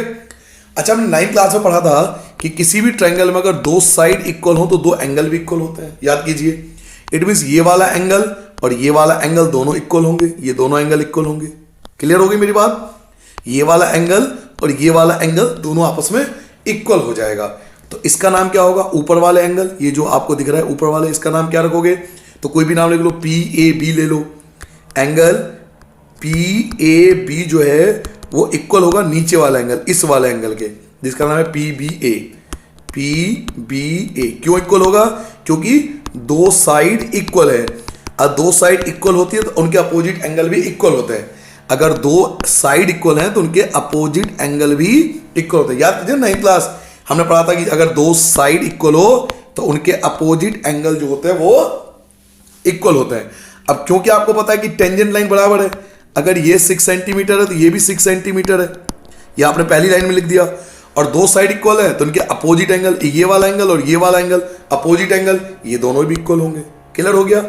और हमें पता है ट्रायंगल के तीनों एंगल का सम 180 होता है एंगल सम प्रॉपर्टी से। तो पहले हम एंगल निकाल लेते हैं, उससे आपको पता लग जाएगा हम क्या करने वाले हैं। तो मैं 3 एंगल ले रहा हूं, एक ले रहा हूं ये वाला एंगल, एक ले रहा हूं ये वाला एंगल, एक ले रहा हूं ये एंगल। तीनों एंगल का नाम आप शॉर्ट में भी लिख सकते हो, पूरा पूरा नाम भी लिख सकते हो। मैंने क्या करा कि आपको यहां पर इसको x सेलेक्ट कर लिया, ये भी से x सेलेक्ट कर लिया, इन दोनों को x सेलेक्ट कर लिया, क्योंकि दोनों इक्वल है मैंने दोनों को x सेलेक्ट कर लिया ताकि लिखने में आसानी हो। तो दो तो ये x हो गए, दो तो x हो गए, और एक 60 डिग्री जो आपको दिया हुआ है, तीनों का सम 180, एंगल सम प्रॉपर्टी। हिंदी में लिखोगे तीन कोनों का योग, हिंदी में क्या लिखोगे, तीन कोनों का योग 180 होता है। अब x और x को जोड़ दो तो 2x, ठीक है, 60 अपनी जगह, 180 की जगह 180, 2x इक्वल टू 180 की जगह 180 प्लस का हो जाएगा -60, 2x की जगह 2x हो जाएगा, ये आपका 120 आ जाएगा, x इक्वल टू 120, 2 आपका डिवाइड में आ गया, डिवाइड कर दो तो 60 आ गया, यानी x की वैल्यू 60 हो गई। अब एक बार बताइए, x आपने 60 निकाल दिया तो ये एंगल 60 हो गया, ये एंगल भी 60 हो गया और ये भी आपको 60 ही दिया था, तो तीनों एंगल 60 हो गए ना। देखो ना, तीनों एंगल 60 हो गए। ये तो ऑलरेडी 60 दिया हुआ था, इसे आपने x 60 निकाल दिया, ये भी आपने 60 निकाल दिया, तो ये बन गया इक्विलैटरल ट्रायंगल, यानी APB जो है वो इक्विलैटरल ट्रायंगल बन गया। तो हम लिखेंगे हैंस, हिंदी में लिखेंगे अतः, triangle APB is an equilateral triangle, equilateral triangle, क्योंकि तीनों एंगल जो है वो 60 है। हिंदी में लिखेंगे अतः ट्रायंगल APB एक समबाहु त्रिभुज है, समबाहु त्रिभुज है। समबाहु त्रिभुज क्या होता है? जिसके तीनों एंगल इक्वल हो, तो 60 60 60 तीनों इक्वल हैं, तो समबाहु त्रिभुज है। और समबाहु त्रिभुज की क्या खासियत होती है? इक्विलैटरल ट्रायंगल की क्या खासियत होती है? उसके तीनों साइड इक्वल होंगे, यानी AP बराबर होगा BP बराबर होगा AP बराबर होगा BP बराबर होगा AB, तीनों इक्वल होंगे, तीनों साइड इक्वल होंगे इक्विलैटरल ट्रायंगल में। तो अगर ये 6 है, ये 6 है, तो ये भी 6 सेंटीमीटर ही होगा। इक्विलैटरल ट्रायंगल में तीनों साइड इक्वल होते हैं, तो ये 6 है, ये 6 है, तो ये भी 6 सेंटीमीटर होगा। तो यही आपसे पूछा जा रहा था AB की वैल्यू, तो AB की वैल्यू जो है वो 6 सेंटीमीटर आपका आ गया। मैं आपको जल्दी समझाता हूँ, बड़ा अच्छा क्वेश्चन है, इस टाइप के एग्जाम में बहुत ज्यादा आते हैं। देखिए, दो साइड इक्वल हैं तो दो एंगल इक्वल होंगे, मैंने उनको x लेट कर लिया। तीनों एंगल का सम 180 होता है, 2x 60 प्लस का 60 आपका माइनस हो गया, आपका 120 बचेगा, 2 आ जाएगा डिवाइड में, ये आपका 60 आ गया। अब क्योंकि तीनों एंगल 60 आ रहे हैं, इसलिए इक्विलैटरल ट्रायंगल, और इक्विलैटरल ट्रायंगल के तीनों साइड इक्वल होते हैं, तो अगर एक 6 सेंटीमीटर तो सारे 6 सेंटीमीटर होंगे। तो ये आपका रिक्वायर्ड आंसर हो गया क्वेश्चन नंबर 9 के लिए। ठीक है बेटा, समझ में आ गया? आगे बढ़ जाऊं। नाउ अगले क्वेश्चन की ओर आते हैं। हमारा नेक्स्ट क्वेश्चन है क्वेश्चन नंबर 10। क्वेश्चन नंबर 10 पढ़ते हैं। The sum of the square of 3 positive number, Hindi में बोलता हूं मैं, आपको 3 धनात्मक संख्या लेनी है। 3 क्या लेनी है? 3 सम, स्क्वायर और 3 पॉजिटिव नंबर लेना है, धनात्मक संख्या 3 लेनी है, और वो कंजुकेटिव होने चाहिए, लगातार होने चाहिए। कंजुकेट होता है क्रमागत, लगातार। तो 3 संख्याएं लेनी है। देखिए, 3 संख्याएं लेनी है, ठीक है, 3 पॉजिटिव नंबर लेने हैं, तीनों का स्क्वायर करना है और तीनों का सम करना है, और वो मल्टीपल होने चाहिए 5 के। तीनों मल्टीपल होने चाहिए किसके? 5 के। जैसे 5 का टेबल पढ़ते हैं ना, 5 1 जा 5, 5 2 जा 10, 5 3 जा 15। तो पहले चीजों को समझिए, हमें 3 नंबर लेने हैं, तीनों का स्क्वायर भी करना है, तीनों का सम भी करना है, और तीनों 5 के मल्टीपल भी होना चाहिए। ऐसा करने के बाद वो 725 होता है। तो मैं आपको सिंपल वर्ड बनाता हूं कि आपको 3 नंबर 5 के मल्टीपल क्या होंगे? तो एक होंगे 5x, 5 का मल्टीपल को बोलते हैं 5x। अगला 5 का मल्टीपल क्या होगा? तो 5x प्लस 5, क्योंकि 5 के बाद अगला मल्टीपल कितना आता है? 10, यानी 5 ऐड करते हो, और 10 के बाद अगला मल्टीपल कितना आता है? 15, यानी 5 ऐड कर रहे हो, यानी अगला जो होगा वो क्या होगा? तो 5x प्लस 10। तो ये 3 नंबर लेने हैं। मैंने बोला था ना मल्टीपल होने चाहिए किसके? 5 के। तो देखो 5 का मल्टीपल है, 3 नंबर लेने हैं, तो देखो मैंने 3 नंबर लिया। तीनों का स्क्वायर करना है, तो देखो तीनों का मैं स्क्वायर करूंगा। फिर तीनों का सम करना है, तो तीनों का सम। बिल्कुल टेक्निकली चलना है, जैसा क्वेश्चन बोले वैसा करना है। जो जो बोला गया मैंने सब कुछ अपने में। मल्टीपल ऑफ 5, देखिए तीनों मल्टीपल ऑफ 5 है। उसके बाद 3 नंबर लेने, मैंने 3 नंबर लिया। स्क्वायर, तो मैंने तीनों का स्क्वायर करा। सम, तो मैंने तीनों का सम कर दिया। और ऐसा करने पे कितना आता है? तो 725 आता है। तो ये क्वेश्चन में कहा जा रहा था। फिर आप 3 नंबर फाइंड करना है, तो चलिए मैं आपको 3 नंबर फाइंड करके बता देता हूं। क्वेश्चन नंबर ये हमारा 10 चल रहा है। Let 3 numbers are, 3 positive numbers are. Let 3 positive numbers are. 3 positive number लेने हैं, तो आप 3 नंबर ले लीजिए। एक आपका 5x हो जाएगा, एक आपका 5x प्लस 5 हो जाएगा। मैं नीचे लिख लेता हूं। एक आपका 5x हो जाएगा, एक आपका 5x प्लस 5 हो जाएगा, और एक 5x प्लस 10 हो जाएगा। 3 नंबर माना 3 धनात्मक संख्या। ये हमारे 3 पॉजिटिव नंबर हो गए। अब अकॉर्डिंग टू क्वेश्चन के अनुसार, क्वेश्चन में क्या कहा गया था? भैया 3 नंबर लेने हैं, तो तीनों नंबर ले लो। पहले लो, 3 नंबर ले लिए मैंने 3 नंबर ले लिए, ठीक है। तीनों का स्क्वायर करो, तो तीनों का स्क्वायर लो, जो तीनों का स्क्वायर भी कर दिया। फिर सम भी करो, तो सम भी करा। इक्वल टू कितना? तो इक्वल टू 725, तो 725 समझ आ गया। तीनों के स्क्वायर का सम 725। अब इसको सॉल्व कर देंगे। बस 5 का स्क्वायर 25x²। यहाँ फॉर्मूला लेगा a प्लस बी का होल स्क्वायर। तो पहले करोगे a², ये होगा a², फिर आएगा b², फिर आएगा 2ab। तो 2a क्या है तो 5x और b क्या है 5। फिर यहाँ भी आपका फॉर्मूला लग जाएगा a प्लस बी का होल स्क्वायर। तो पहले a², फिर आपका b² और फिर आपका 2ab। 2a का मतलब 5x, b का मतलब 10 और इक्वल टू में सेम रहेगा। इक्वल टू में क्या है 7 to 5, तो 7 to 5 ये इक्वल टू में एज इट इज रहेगा। 25x² एज इट इज लिख दो। 5 का स्क्वायर 25x² हो गया। अब 5 का स्क्वायर 25 हो गया। इन तीनों की मल्टीप्लाई करोगे तो 50x हो जाएगा। 5 का स्क्वायर करोगे तो 25x² हो गया। 10 का स्क्वायर करोगे 100 हो जाएगा। इन तीनों की मल्टीप्लाई करो तो ये कितना होगा 100x और माइनस का 7 to 5 इक्वल टू 0। ये हम इधर ले आए इक्वल टू किधर तो माइनस का हो जाएगा। अब स्क्वायर वाले कौन कौन से देखिए, एक तो ये स्क्वायर वाला है 25 और 25 50 75 75। तो 75 तो हमें एज इट इज मिल गया कि भाई 75x² है। अब x वाले कौन कौन है, तो एक तो ये है और एक ये है, बस दो ही है। तो 150x और नंबर कौन कौन से हैं तो 25 और 100। 125 725 माइनस कर दोगे तो माइनस का 600 इक्वल टू 0। अब मैं जो देख पा रहा हूं शायद आप भी देख पा रहे होंगे, 75 से ये भी डिवाइड होगा, 75 से ये भी डिवाइड होगा, 75 से ये भी डिवाइड हो सकता है। ये सब 75 के टेबल से आराम से डिवाइड हो सकते हैं। तो 75 से डिवाइड करो x², 75 से डिवाइड करो 2x, 75 से डिवाइड करो 8। बन गया इक्वेशन। अब आप इसे फैक्टराइजेशन मेथड से कर सकते हो या क्वाड्रेटिक से कर सकते हो, ये आप पे डिपेंड करता है। मैं फैक्टराइजेशन से कर रहा हूं तो चलिए इसके फैक्टर कर लूंगा। 8 के फैक्टर करोगे तो 2 फिर 2 और फिर से 2, तो 4 में से 2 माइनस करना पड़ेगा। तो 4x में से 2x माइनस कर दूंगा, -8 इक्वल टू 0। दो अलग। एक मिनट बच्चों जरा पानी पी लूं, 1 सेकंड रुक जाओ, जरा पानी पी लूं।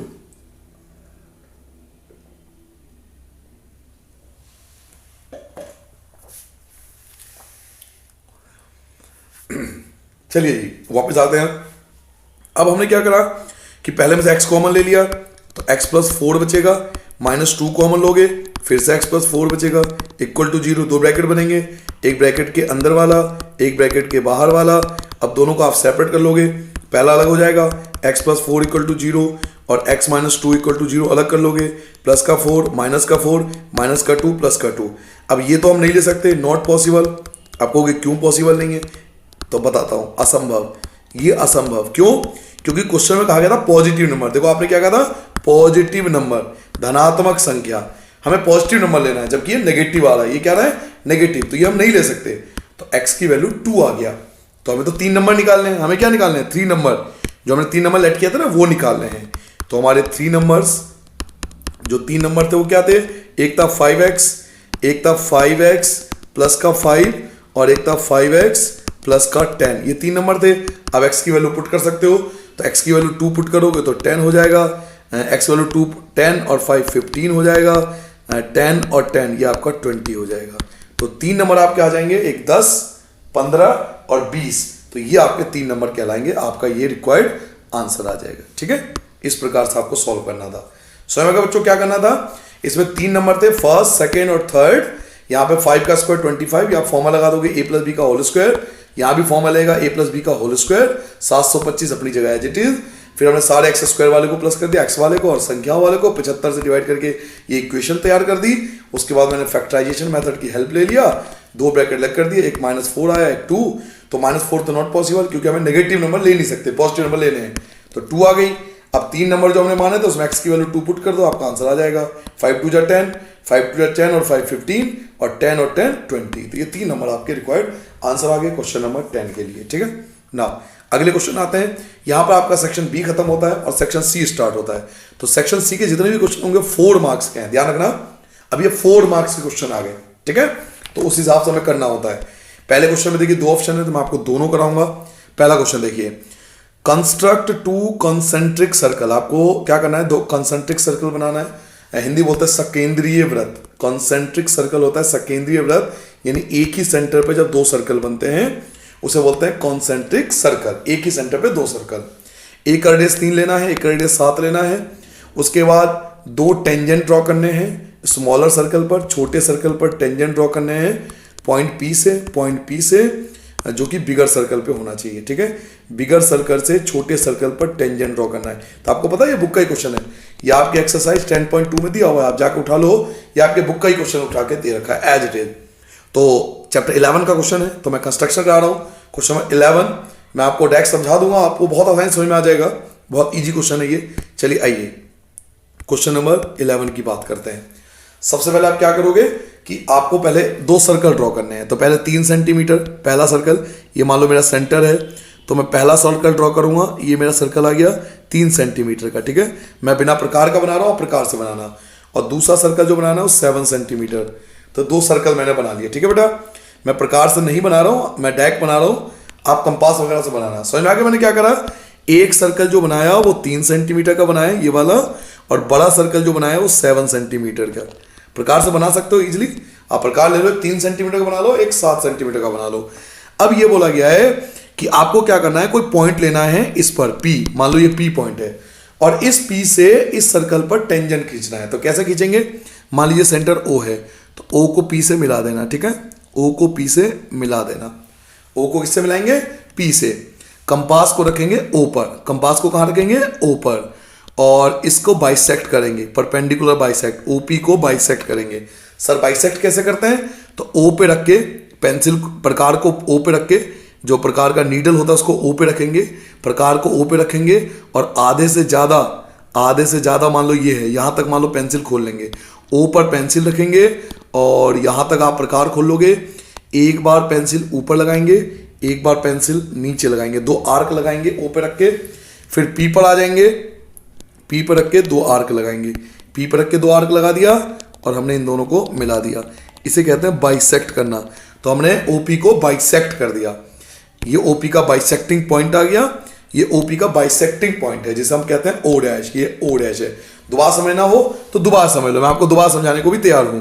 प्रकार को O पे रखना है, यहाँ रखना है प्रकार को, पेंसिल को बहुत ज़्यादा खोल लेना, P से थोड़ा सा पहले खोल लेना, उसके बाद आर्क एक ऊपर लगा देना, वहीं आर्क नीचे लगा देना, O पे रख के, कहाँ पे रख के, O पे रख के, ऐसा करना, O पे रख के लगाना है, O पे रख के एक बार ऊपर आर्क, एक बार नीचे आर्क, फिर उसी प्रकार को P पे रखना है, और एक ऊपर आर्क और एक नीचे आर्क। आई होप समझ में आ गया होगा। फिर दोनों को आप मिलाओगे तो ये परपेंडिकुलर बाइसेक्ट कहलाता है। तो ये बाइसेक्टिंग पॉइंट आपका आ गया O डैश। अब O डैश पे आप रखोगे अपना प्रकार और O पे रखोगे आप अपना पेंसिल। मैं फिर से कह रहा हूं, O डैश पे रखोगे प्रकार और O पे रखोगे पेंसिल, O डैश पे रखोगे प्रकार और O पे रखोगे पेंसिल, ठीक है। कहाँ रखना है प्रकार, प्रकार रखना है O डैश पे, और पेंसिल कहाँ रखना है, O पर, और उसको बिल्कुल घुमा दो तो इस प्रकार का आपका एक सर्कल बन जाएगा जो कि O को टच करता हुआ आएगा, ऐसा सर्कल बनेगा, ठीक है। आपका ऐसा सर्कल बनेगा जो O से और P से दोनों से टच करता हुआ आएगा। ये आपका एक सर्कल तैयार हो गया। ये दोनों पॉइंट हो गए, ये दोनों पॉइंट हो गए, ये वाला पॉइंट। अब इसको P से मिला दो, इसको आप P से मिला दो, और स्केल से नाप के देखो कि ये इंटरसेक्टिंग पॉइंट, जिसे टेंजेंट लाइन बोलते हैं, ये दोनों इक्वल होंगे। स्केल से नापना, ये वाली लाइन और ये वाली लाइन जो आप देख रहे हो, इन दोनों की लेंथ जो होगी बच्चों इक्वल होगी। ये टेंजेंट लाइन है, ये वाली और ये वाली, इन दोनों की लेंथ इक्वल होगी, ठीक है। समझ गए कंस्ट्रक्शन। फिर आपको स्टेप भी लिखने पड़ेंगे क्योंकि डिस्क्रिप्टिव एग्जाम है तो उसमें स्टेप भी लिखने पड़ते हैं। स्टेप्स बहुत आसान होते हैं, स्टेप की कई बच्चे बहुत टेंशन लेते हैं। स्टेप बहुत आसान होता है, स्टेप में जो जो आपने किया बस वो लिखना है। जैसे हमने पहले एक सर्कल ड्रॉ किया तो taking O as centre, taking O as centre, draw a circle of 3 centimetre and 7 centimetre. हमने 2 सर्कल बनाया था। O को सेंटर लेकर, हिंदी में लिखेंगे O को केंद्र मानकर 2 वृत्त बनाए, एक 3 सेंटीमीटर का, एक 7 सेंटीमीटर का, ठीक है। तो जो जो आपने किया उसके स्टेप लिखने, इसमें आपको कुछ करना नहीं। आंसर की है ना PDF उसमें स्टेप लिखे हुए हैं, वहां से देख लेना। बाकी मैं आपको बता देता हूं। पहला स्टेप आपको समझ में आ गया। दूसरा आपने क्या किया था कि आपने O को P से मिलाया, फिर आपने क्या किया था, तो OP को बाइसेक्ट किया था, बाइसेक्ट OP को बाइसेक्ट किया था। फिर आपके 2 टेंजेंट लाइन हो गए, 2 टेंजेंट लाइन हो गए जिनको आपने मिला दिया, दोनों इक्वल थे। तो स्टेप की टेंशन मत लेना, स्टेप जो जो आपने किया बस उन्हीं को लिखना पड़ता है। बस ये दोनों लाइन लेंथ जो लाइन है ये ध्यान रखना, इन दोनों की लेंथ इक्वल आनी चाहिए, बस मेन मुद्दा ये है और कोई मुद्दा नहीं है। ये दोनों की इक्वल लेंथ आनी चाहिए बस। अगर ये सही आ रहा है तो पूरे नंबर मिल जाता है एग्जाम में, ठीक है। अगर आपने स्टेप गलत भी लिखा है थोड़ा बहुत तो कोई दिक्कत नहीं है, इतना चेक नहीं होता। हाँ, ये दोनों लेंथ सेम होना चाहिए क्योंकि मैच होता है। क्योंकि अगर आपको ये आता है तो सीधी बात है आपको स्टेप पता होगा। नाउ इसका सेकंड पार्ट देखिए, सेकंड पार्ट भी है, ये भी आपका बुक का ही लिया गया, बुक का ही क्वेश्चन है। देखिए आपको एक पेयर ऑफ टेंजेंट खींचना है सर्कल पर, रेडियस 6 होना चाहिए, और एक सर्कल पहले बनाओ जिसका रेडियस 6 लो, और इंक्लाइन होना चाहिए एक दूसरे का 60 पर, यानी दोनों टेंजेंट लाइन 60 डिग्री पर मिलना चाहिए, और लेंथ फाइंड करना है टेंजेंट का। तो ये आपके शायद 4th क्वेश्चन है या 6th क्वेश्चन है, शायद आई थिंक 6th क्वेश्चन है, 10.2 का बुक का ही क्वेश्चन लिया गया है। तो बेसिक वालों को तो ये चीज तो समझ में आना चाहिए कि अगर आपने बेसिक मैथ लिया तो फिर एनसीईआरटी करके जाओ, बहुत मोस्टली क्वेश्चन सेम आते हैं, कुछ ही क्वेश्चन आपके ऐसे होंगे जो अलग आएंगे। ये सैंपल पेपर से हमें इंडिकेशन मिल चुका है। चलिए बेफिलहाल क्वेश्चन 11 का सेकंड पार्ट करता हूं मैं आपको सेकंड पार्ट बता रहा हूं, सेकंड पार्ट कैसे करेंगे 11 का। सॉरी बच्चों, 11 का सेकंड पार्ट, पहले एक सर्कल बनाना है, 6 सेंटीमीटर की रेडियस लेनी है, 6 सेंटीमीटर का रेडियस, मतलब प्रकार को 6 सेंटीमीटर खोल के एक सर्कल बना लो, 6 सेंटीमीटर का रेडियस होना चाहिए, पहले बोला गया। अब 2 टेंजेंट लाइन बनानी है, तो इसके लिए क्या करना पड़ता है, यहाँ पर ओ पर रख के एक सेमी सर्कल, ओ पे रखोगे कंपास और एक सेमी सर्कल बनाओगे, यहाँ 120 का एंगल बनता है, ये आपने पढ़ लिया होगा क्यों बनता है 120 का एंगल चैप्टर 10 के अंदर। तो 120 का एंगल यहाँ पे रख के पहला आर्क, यहाँ पे रख के दूसरा आर्क, ये आपका 120 का एंगल बन गया, ठीक है। अब 120 बनाने के बाद हमें पता है टेंजेंट लाइन जो रेडियस पे होती है परपेंडिकुलर होती है, तो आप क्या रखोगे, यहाँ पे कंपास रखोगे और फिर से एक सेमी सर्कल बनाओगे, पहला आर्क दूसरा आर्क, फिर पहला आर्क दूसरा आर्क, ये बन गया 90 का, यहाँ 90 बनाना है, ठीक है। यहाँ इस पॉइंट पे 90 का एंगल बनाना है, ऐसे इस पे भी 90 का बनाना है। तो यहाँ रख के एक सेमी सर्कल ड्रॉ करो, यहाँ पहला आर्क दूसरा आर्क, पहले पे रख के ऊपर दूसरे पे रख के ऊपर, ये बन गया 90 का। तो 90 का बनाना है दोनों जगह, यहाँ भी 90 का बनाना है, देख लो बेटा, यहाँ भी 90 का बनाना है, यहाँ भी आपको 90 का एंगल बनाना है। तो अपने आप ही जब ये 90-80 का बनाओगे तो ये 60 पे ही इंटरसेक्ट होगा, क्योंकि आमने सामने 180 होता है ना, इसलिए हमने 120 बनाया था, ये 60 आ जाएगा अपने आप, क्योंकि यहाँ पे 120 बनाया था। इन दोनों को प्लस करके हमेशा 180 ही आता है, तो ये 120 बनेगा क्योंकि यहाँ पे 60 लाना है आपको, ठीक है। तो 120 का एंगल बनाओगे यहाँ पर, यहाँ पे 120 का एंगल बनेगा, ये 120 का था, यहाँ 90 का, यहाँ भी 90 का, तो ये अपने आप ही 60 का बन जाएगा। तो इस प्रकार से हमें इस क्वेश्चन को सॉल्व करना होता है, ठीक है। कर लोगे, समझ में आ गया क्या करना है। ये बुक का ही क्वेश्चन है, क्वेश्चन नंबर शायद 6 है, आप देख लेना, या शायद 4th है 10.2 का, एक्सरसाइज 10.2 देख लेना, मुझे एग्जैक्ट याद नहीं क्वेश्चन में, लेकिन 10.2 का बुक का क्वेश्चन ही कंफर्म है, ठीक है, वहां से देख लेना आप। बाकी आपसे लेंथ भी पूछ रहा है, तो आप लेंथ या तो मेजर कर लो या तो स्केल से मेजर करके बता दो, क्योंकि प्रूफ डेट नहीं है, सिर्फ आपसे पूछा गया है find the length of the tangent. तो लेंथ फाइंड के लिए आप स्केल से नाप सकते हो। बाकी अगर प्रूफ करना होता है ना, तो फिर ट्रिग्नोमेट्री का इस्तेमाल करना पड़ता है। कैसे, वो भी आपको सिखा देता हूँ, ट्रिग्नोमेट्री का इस्तेमाल। यहाँ पे इनको मिला देते हैं, ये मिला दिया, ठीक है, इनको मिला दिया था ना, तो ये 30 हो जाता है और ये 30 हो जाता है। अब देखिए, हमने मान लीजिए ये ट्रायंगल ले लिया, ये ट्रायंगल ले लिया, ये ट्रायंगल ले लिया हमने, ये ट्रायंगल ले लिया, ठीक है बेटा। अब ये 30 है, ये है और ये 90 है, 90 के सामने होता है हाइपोटेनियस, तो ये तो हाइपोटेनियस है। ये थीटा है, थीटा के सामने परपेंडिकुलर और ये बेस, तो परपेंडिकुलर और बेस आता है tan थीटा में। तो प्रूफ डेट में हम लोग क्या था, फॉर्मूला लगाते हैं tan थीटा का, परपेंडिकुलर अपॉन में बेस, थीटा आपने 30 निकाला है, 30 आधा आधा कर दिया ना। परपेंडिकुलर क्या है, परपेंडिकुलर 6 है, और बेस आपको नहीं पता, बेस आपको निकालना है, टेंजेंट लाइन आपको निकालना है, आपने x सेलेक्ट कर लिया। tan 30 की वैल्यू कितनी होती है, तो 1/√3 और 6 अपॉन में x, क्रॉस मल्टीप्लाई कर लोगे तो x की वैल्यू आ जाएगी 6√3 मीटर। तो जब प्रूफ करना होता है तो ऐसे प्रूफ करते हैं, ठीक है, tan थीटा का फॉर्मूला लगा के। क्लियर हो गया। तो आप चाहो तो ये स्टेप भी कर सकते हो, जैसे आंसर की में स्टेप कराओगे तो कर सकते हो। बाकी आप स्केल से नाप के भी लिख सकते हो, कोई दिक्कत नहीं, नंबर पूरे मिल जाते हैं। नाउ क्वेश्चन नंबर 12 पे आते हैं। क्वेश्चन नंबर 12 देखिए, आपको एक टेबल दिया हुआ है, the following age wise chart 300 passenger का दिया हुआ है जो दिल्ली से पुणे जाते हैं, और इसमें खास बात देखिए आपको क्या दिया हुआ है, लेस देन। तो ये मैंने आपको कई बार बैच में समझाया है कि कभी भी लेस देन लिखा हो या मोर देन लिखा हो तो वहाँ CF दिया होता है, इस बात का ध्यान रखें। तो नंबर ऑफ पैसेंजर ये CF है, फाइंड द मीन एज। तो पहले इस टेबल को आपको ठीक करना पड़ेगा, पहले आपको टेबल को ठीक करना पड़ेगा, तभी आप मीन एज निकाल पाओगे। तो पहले हम टेबल को ठीक करेंगे, उसके बाद हम इसको बिल्कुल इसका मीन आराम से फाइंड कर लेंगे। तो चलिए टेबल को ठीक करने का मैं आपको मेथड बताता हूँ। पहले निकालेंगे सी आई क्या होगा, तो लेस देन 0 का मतलब है 0 से 10, 10 से 20, 20 से 30, 30 से 40, 40 से 50, 50 से 60, 60 से 70, 70 to 80। तो पहले सी आई लिख लीजिए। क्वेश्चन नंबर 12 पे आ जाते हैं। ये मेरा क्वेश्चन नंबर 12 आ गया। पहले मैं सी आई ठीक कर लेता हूँ। सी आई 0 to 10, 10 to 20, 20 to 30, 30 to 40, 40 to 50, 50 to 60, 60 to 70 और 70 to 80। ये हो गया सी आई। क्लियर है। अब इस क्वेश्चन में ना आपको क्या दिया हुआ है, ये आपको सी एफ दिया हुआ है बच्चों। ये सी एफ होता है, इसे सी एफ कहते हैं। तो आपको फ्रीक्वेंसी निकालना पड़ेगा। पहले सी एफ से फ्रीक्वेंसी निकालने के लिए हमें माइनस करना होता है। देखिए फर्स्ट नंबर 14 है, ये तो आपका सेम रहता है। उसके बाद क्या करते हैं, 44 में से 14 को माइनस करते हैं तो आपका 30 आ जाएगा। अगेन आप 82 में से 44 को माइनस करोगे तो ये आपका 38 आ जाएगा। उसके बाद 134 में से 82 माइनस करोगे ये आपका 52 आ जाएगा। 184 में से 134 माइनस करो तो ये आपका 50 आ जाएगा।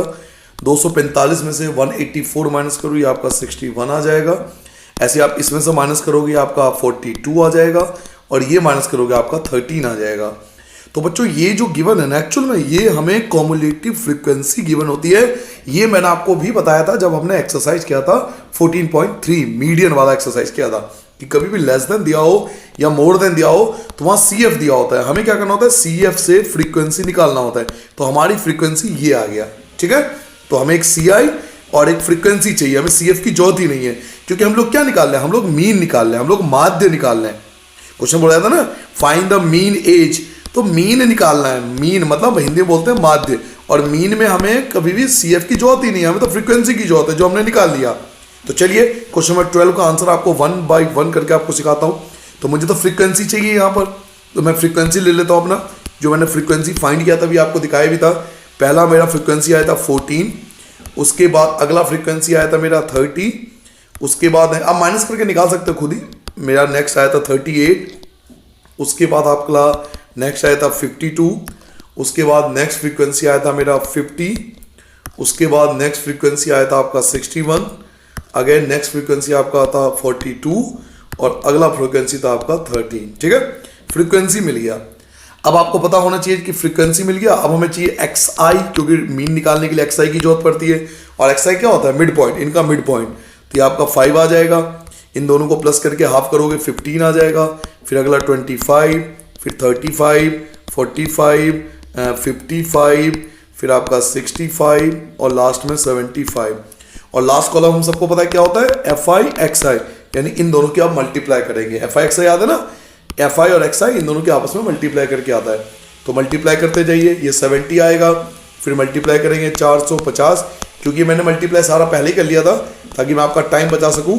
तो आप जल्दी जल्दी मल्टीप्लाई कर लेना बच्चों। मल्टीप्लाई मैंने पहले कर रखा है, तो मैं जल्दी जल्दी आपको मल्टीप्लाई करके बताता हूँ। 50 की 45 से मल्टीप्लाई कीजिए, 2250 आया था। फिर इन दोनों की मल्टीप्लाई करोगे आपका तो 3355 आया था। फिर आपका 2730 आएगा, और इन दोनों की मल्टीप्लाई करोगे आप तो ये आएगा 975। अल्टीमेटली एफ आई एक्स आई हमें क्या करना होता है, एफ आई और एक्स आई की मल्टीप्लाई करनी होती है। तो आपस में इनकी मल्टीप्लाई कर दीजिए, आपस में एक दूसरे से मल्टीप्लाई करते जाइए, इनकी मल्टीप्लाई आपस में मल्टीप्लाई करते जाइए। आपका मैंने मल्टीप्लाई पहले कर लिया था ताकि आपका टाइम बचा सकूं। और अगर आप मीन के फॉर्मूले को अच्छे से जानते हो तो आपको पता है एफ एक्स आई का टोटल करना पड़ेगा। तो ये टोटल जो आएगा वो आएगा 12600, ये आपका टोटल आएगा। और फ्रीक्वेंसी का जो टोटल आएगा वो आएगा 300। वैसे बोला भी गया था क्वेश्चन में, देखिए ऊपर बोला भी गया था, सॉरी क्वेश्चन में दिखाता हूं मैं आपको। देखिए यहाँ पे लिखा हुआ था 300 पैसेंजर, तो टोटल 300 आएगा। ये क्वेश्चन में कुछ हिंट होती है जिससे पता लग जाता है कि हमारा आंसर गलत नहीं है। तो 300 टोटल ये आ गया। अब मीन निकालने के लिए हम लोग फॉर्मूला लगाते हैं। सिंपल एक फॉर्मूला होता है मीन के लिए। फॉर्मूला क्या लगाते हैं कि summation F I x I upon summation F I, इस फॉर्मूले का इस्तेमाल करते हैं। तो हमारा टोटल कितना आया था 12600, और एफ आई का टोटल कितना था 300। 2 0 से 2 0 आपका एज इट इज कैंसिल हो गया। आप चाहो तो 3 से इसको काट दो तो ये आ जाएगा 42। तो 42 जो होगा वो आपका नया मीन आ जाएगा इस क्वेश्चन का। आपके सामने पूरा टेबल है, पूरी कैलकुलेशन है, आप आराम से नोट कर लीजिए या स्क्रीनशॉट ले लीजिए, बाद में नोट कर लेना आराम से। आप स्क्रीनशॉट लेके रख सकते हैं, अगर कोई पीछे रह गया हो तो स्क्रीनशॉट लेके रख सकते हैं। तो ये बच्चों हमारा क्वेश्चन नंबर 12 का आंसर था। अब क्वेश्चन नंबर 13 ले आता हूं मैं। आ जाओ क्वेश्चन नंबर 13 पे। क्वेश्चन नंबर 13 आपके सामने आ चुका है। क्वेश्चन नंबर 13 आप देख सकते हो, हाइट एंड डिस्टेंस का क्वेश्चन है। ये 2 पार्ट हैं इसके। उसके बाद क्वेश्चन नंबर 14, बस 2 ही क्वेश्चन बचे आपके। तो पहले 13, क्योंकि डायग्राम बना हुआ है तो आपको ज्यादा टेंशन लेने की जरूरत ही नहीं है, डायग्राम बनाने की भी जरूरत नहीं है, क्योंकि ऑलरेडी डायग्राम बना हुआ है, आपको दिक्कत होगी नहीं क्वेश्चन में। मैं जल्दी से पढ़ देता हूँ। आपके पास क्वेश्चन में क्या है, एक लाइट हाउस है, टॉल टावर है, लाइट नियर द टॉप, जो आप देख सकते हो ये लाइट हाउस है। ये लाइट हाउस है जो बिल्ड किया जाता है आइलैंड पर, कोस्ट में। Light house water surface act है, क्या करता है, नेविगेशन करता है, ताकि हम क्या देख सके, शिप वगैरह को देख सके, ताकि उसको कोई खतरा ना हो। तो ऐसा ही लाइट हाउस बना हुआ है और इसमें आपको कुछ हिस्ट्री दे रखा है। बस आपको इनकी जरूरत पड़ेगी नहीं कि ये लाइट हाउस इतने सेंचुरी में बनाया गया था, इस ईयर में बनाया गया था। 40 मीटर हाइट है इसकी, लिखा हुआ है। It is approximately 40 metre high and been can be seen at a distance of 30 kilometre. 30 kilometre से हम इसको देख सकते हैं। शिप जो है, बोट जो है वो उसकी तरफ आ रहा है, लाइट हाउस की तरफ अपोजिट डायरेक्शन में। और angle of depression of the flash light from the light house of the boat and the ship. एक बोट आ रहा है और एक शिप आ रहा है, एक 30 डिग्री एक 60 डिग्री। तो क्वेश्चन में देखिए आपको बात लिखा हुआ है, एक शिप है और एक बोट है। इसमें साफ आपको क्लियरली कर लिया कि बोट जो आ रहा है वो 30 डिग्री पे आ रहा है और शिप जो आ रहा है वो 60 डिग्री पे आ रहा है। देख भी सकते हो ये डायग्राम लगा हुआ, ये रहा बोट, ये आपका बोट है, ये बोट का डायग्राम दिया हुआ है और ये जो है ये आपके शिप का डायग्राम दिया हुआ है। यहाँ से जब हम देखते हैं नीचे तो यहाँ 60 का एंगल बनता है शिप के साथ और यहाँ से देखते हैं तो 30 का एंगल बनता है। ठीक है, तो डायग्राम आपको दिया हुआ है तो आपको टेंशन है ही नहीं क्वेश्चन में। आप डायरेक्ट पाइथागोरस थ्योरम या ट्रिग्नोमेट्री यूज करेंगे हम लोग, आंसर आ जाएगा हमारा। ठीक है, आगे बढ़ जाए। हाइट आपको दिया ही था 40 मीटर, पहले आपको पता है 40 मीटर। आप चाहो तो लिख लो यहाँ पर 40 मीटर हाइट दिया हुआ है लाइट हाउस की। विच ऑफ द 2 बोट्स और the ship is nearer to the lighthouse. कौन सा इसके पास में है, कौन सा नियरर है। तो दोनों में आपको बेस ही निकालना है। Find it distance from the light house. Light house से आपको डिस्टेंस निकालना है। अल्टीमेटली दोनों का आपको डिस्टेंस निकालना है, तो बेस ही आपको फाइंड करना है। तो चलिए बेस फाइंड करते हैं, पता लग जाएगा कि कौन नियर है और कौन फार है। तो सबसे पहले मैं एक ट्रायंगल ये ले लेता हूं ABD और एक ट्रायंगल ले लेता हूं ABC। ठीक है, 2 ट्रायंगल पता लग गया। एक आपको ABD ये वाला ट्रायंगल लेना है और एक आपको ये वाला ट्रायंगल लेना है ABC। तो 2 ट्रायंगल आपके पास, दोनों में आपको बेस ही फाइंड करना है। तो मैं स्टार्ट करता हूं क्वेश्चन नंबर 13 का फर्स्ट पार्ट। क्वेश्चन नंबर 13 का ये मेरा पहला पार्ट है, जिसमें मैंने अगर बनाना चाहो तो शॉर्ट में मैं डायग्राम बना देता हूँ एक छोटा सा, जिसमें आपको दिया हुआ है A, B और D, C। अच्छा, आपको बनाने की जरूरत नहीं है। क्यों बनाने की जरूरत नहीं है? क्योंकि ऑलरेडी क्वेश्चन में डायग्राम दिया हुआ था। जिन क्वेश्चनों में डायग्राम दिया होता है बच्चों, वहां डायग्राम बनाने की जरूरत नहीं पड़ती। अगर आप बना रहे हो तो टाइम वेस्ट करो। मैं तो आपको समझाने के लिए बस यूज कर रहा हूँ, मैं सिर्फ आपको समझाने के लिए बना रहा हूँ। आप नहीं बनाओगे तो काम चल जाएगा। ठीक है, चलो स्टार्ट करते हैं। मैंने ट्रायंगल ले लिया पहले ABC, ये वाला ट्रायंगल ले लिया ABC, राइट हैंड साइड वाला। तो मैंने tan थीटा का फॉर्मूला लगा दिया। tan थीटा का फॉर्मूला होता है परपेंडिकुलर अपॉन बेस। परपेंडिकुलर का नाम है AB और बेस का आपका नाम है BC। तो ये आपका tan थीटा का फॉर्मूला लग जाएगा। tan थीटा, थीटा जो आपका 60 है, परपेंडिकुलर जो आपका 40 दे रखा, BC आपको नहीं पता। tan 60 की वैल्यू जो होती है वो √3 होती है, 40 अपॉन में BC। नाउ आप क्रॉस मल्टीप्लाई करोगे तो √3 BC इक्वल टू आ जाएगा 40 और BC इक्वल टू 40 अपॉन में √3।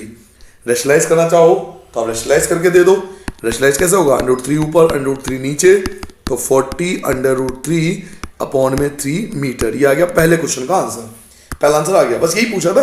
दोनों के डिस्टेंस आपसे पूछा था। पहले का डिस्टेंस आपने निकाल दिया, इसका आपने डिस्टेंस निकाल दिया, पहले वाले पार्ट का आपने डिस्टेंस निकाल दिया। BC का आपका डिस्टेंस ये आ गया टोटल। ठीक है, नाउ अब आपको दूसरे पार्ट का भी डिस्टेंस निकालना है, सेकंड पार्ट भी निकालना है। सेकंड पार्ट क्या है? ये वाला, इधर वाला। तो अब ABD ट्रायंगल लेंगे, ABD ये वाला ट्रायंगल लेंगे। ठीक है, ब्लू कलर जो मैंने किया है। तो मैं एक काम करता हूँ, यहीं सॉल्व कर लेता हूँ। ट्रायंगल ABD मैंने ले लिया, लेफ्ट हैंड साइड पे है। फिर से मैंने फॉर्मूला लगा दिया tan थीटा। परपेंडिकुलर क्या है? परपेंडिकुलर AB है और बेस आपका BD है। tan थीटा, थीटा जो है वो इस बार 30 है बोर्ड के लिए 30 था, ए बी आपका 40 है, बी डी हमें नहीं पता, बी डी आप छोड़ दो। उसके बाद 10 30 की वैल्यू आप यूज़ करोगे तो 1/√3 और 40 अपॉन में बी डी, ना क्रॉस मल्टीप्लाई करोगे तो B D equal to 40/√3 metre. ये आपके सेकेंड पार्ट का आंसर आ गया। तो दोनों पार्ट का आपका आंसर आ गया।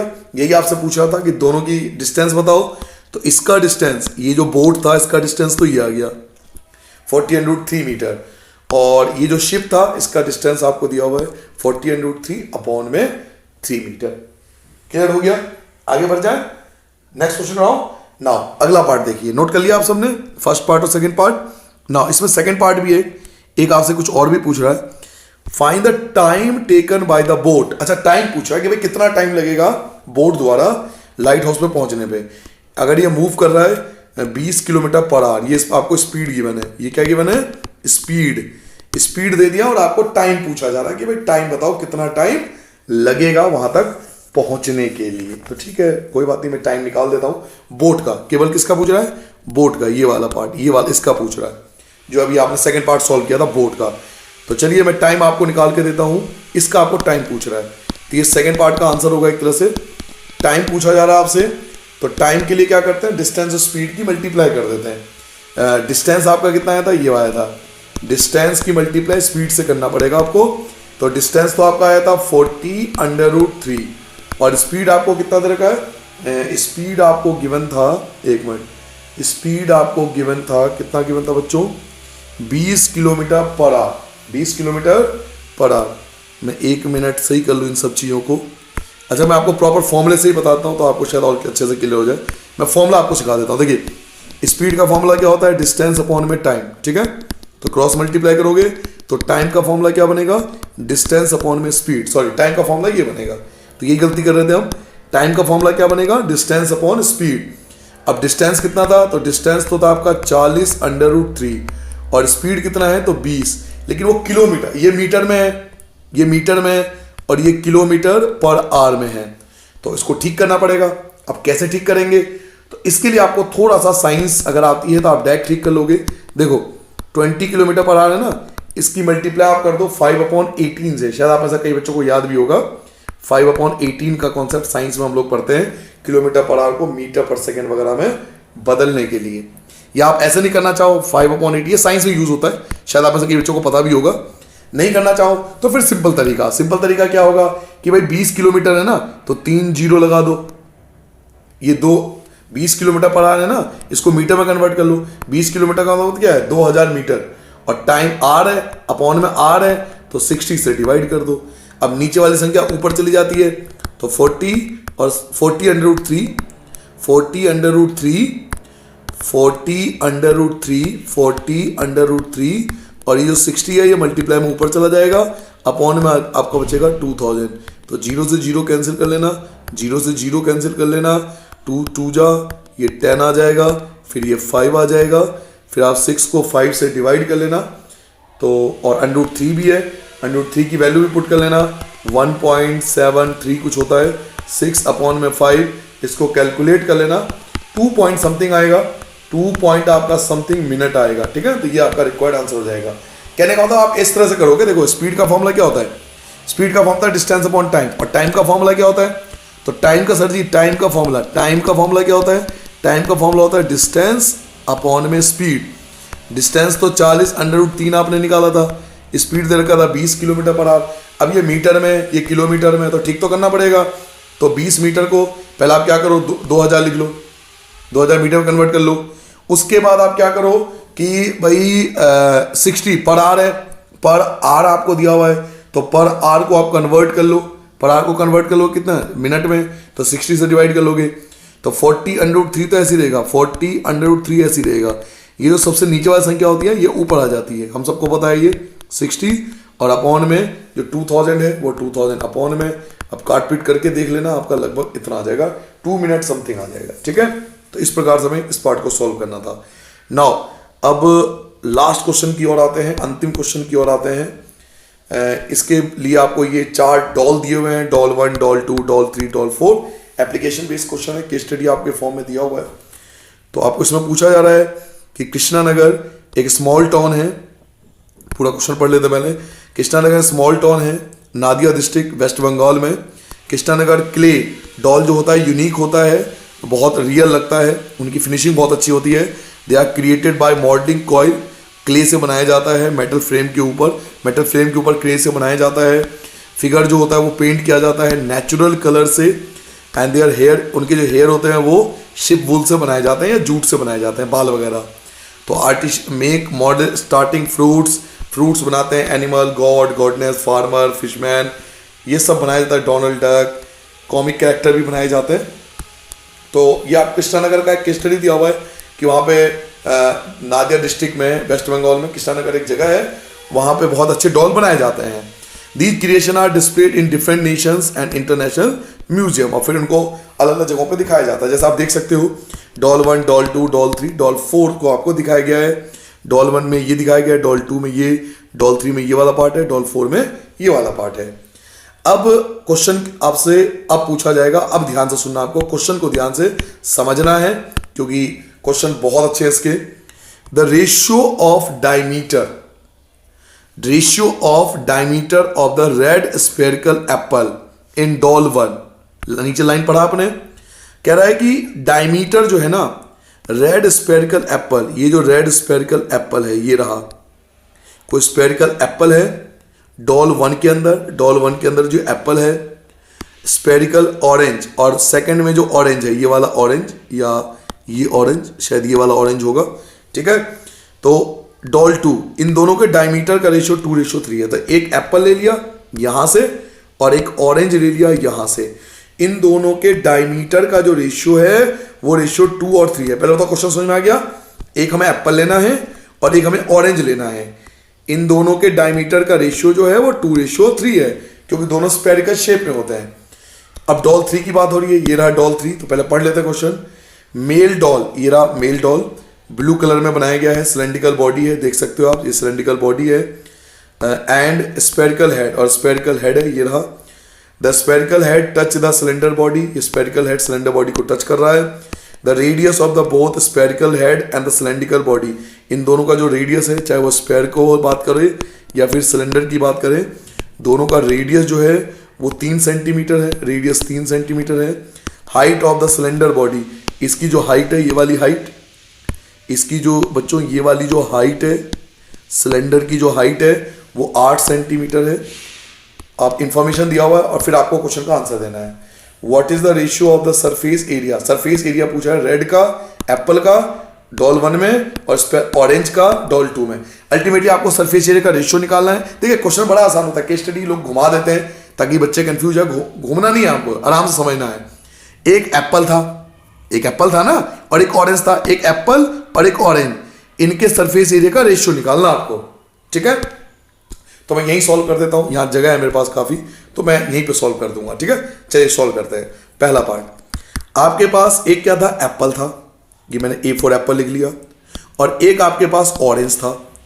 दोनों के डायमीटर का रेशियो दे रखा था 2:3, और अब आपसे सरफेस एरिया पूछा था। अच्छा डायमीटर क्या होता है, डायमीटर का मतलब आपको दिया हुआ है ना, डायमीटर का रेशियो गिवन क्या है डायमीटर का, डायमीटर क्या होता है, रेडियस का डबल। मैंने इसके रेडियस को R1 मान लिया, इसके रेडियस को R2 मान लिया, इसके रेडियस को R1, इसके रेडियस का R2। डायमीटर क्या होता है, डायमीटर रेडियस का डबल, यानी 2R1 लिख सकता हूं डायमीटर, और इसको लिख सकता हूं 2R2। पहला डायमीटर 2, ये दिखा ना डायमीटर क्या होता है, रेडियस का डबल। इसका रेडियस क्या मानता, R1, तो R1 का डबल 2R1, इसे बोलेंगे डायमीटर, पहले का डायमीटर, ये दूसरे का डायमीटर, ठीक है। नाउ अब जरा ध्यान से सुनना, दोनों के डायमीटर, ये दिया हुआ है डायमीटर, पहले का डायमीटर और दोनों से दूसरे का डायमीटर का रेशियो 2 और 3 है, तो 2 से 2 कैंसिल हो जाएगा, तो दोनों के रेडियस का जो रेशियो है वो 2 और 3 आ जाएगा। लेकिन हमसे रेडियस का थोड़ी पूछ रहा है, हमसे तो सरफेस एरिया पूछ रहा है, तो सरफेस एरिया का रेशियो निकालते हैं। सरफेस एरिया का फॉर्मूला क्या होगा, 4πr², पहला ये एप्पल का, और 4πr² दूसरा ये ऑरेंज का। 4 से 4 कट गया, पाई से पाई कट गया, R1 और R2 का रेशियो क्या आया था, 2/3, तो 2/3 दोनों पे देखिए, यहाँ भी स्क्वायर है यहाँ भी स्क्वायर, तो स्क्वायर कर दोगे, 2 का स्क्वायर 4 हो जाएगा, 3 का स्क्वायर 9, तो 4:9 जो होगा वो आपका रिक्वायर्ड आंसर आ जाएगा। चलिए दोबारा समझिए, डायमीटर 2r1, डायमीटर 2r2। पहले आपको डायमीटर समझना पड़ेगा। डायमीटर की डेफिनेशन क्या पढ़ी आपने? डायमीटर क्या होता है? रेडियस का डबल होता है, ये तो पता होगा। डायमीटर क्या होता है? रेडियस का डबल। तो रेडियस का डबल, रेडियस का डबल। तो डायमीटर का रेशियो 2:3 गिवन है। 2 से 2 आपने कट दिया तो रेडियस का रेशियो 2 और 3 आ गया। बट हमें रेशियो तो सरफेस एरिया का पूछ रहा है, तो ये एप्पल का सरफेस एरिया, ये ऑरेंज का surface area.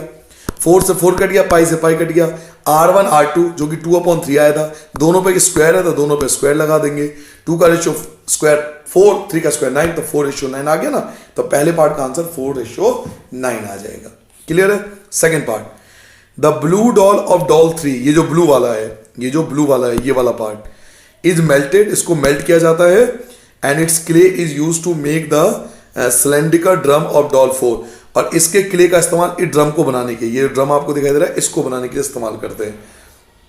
If the radius of the drum is also 3, इस ड्रम का जो रेडियस है, इस ड्रम का जो रेडियस है वो भी 3 ही है। इसका भी रेडियस 3 था, इसका भी रेडियस 3 था, ड्रम का रेडियस भी 3 है। हर किसी का रेडियस 3 ही दे रखा है। तो हाइट पूछा है ड्रम का, ड्रम की हाइट बताओ कि इस ड्रम का हाइट क्या होगा। ठीक है, तो सिलेंडर को जो क्ले है इसका इस्तेमाल किया गया ये ड्रम बनाने के लिए। ठीक है बेटा, समझ में आ गया क्वेश्चन? आगे बढ़ जाएं। अब देखिए, इस पूरे डॉल को, इस वाले को, मेल वाले को मेल्ट किया गया और इसके क्ले से ड्रम बना है।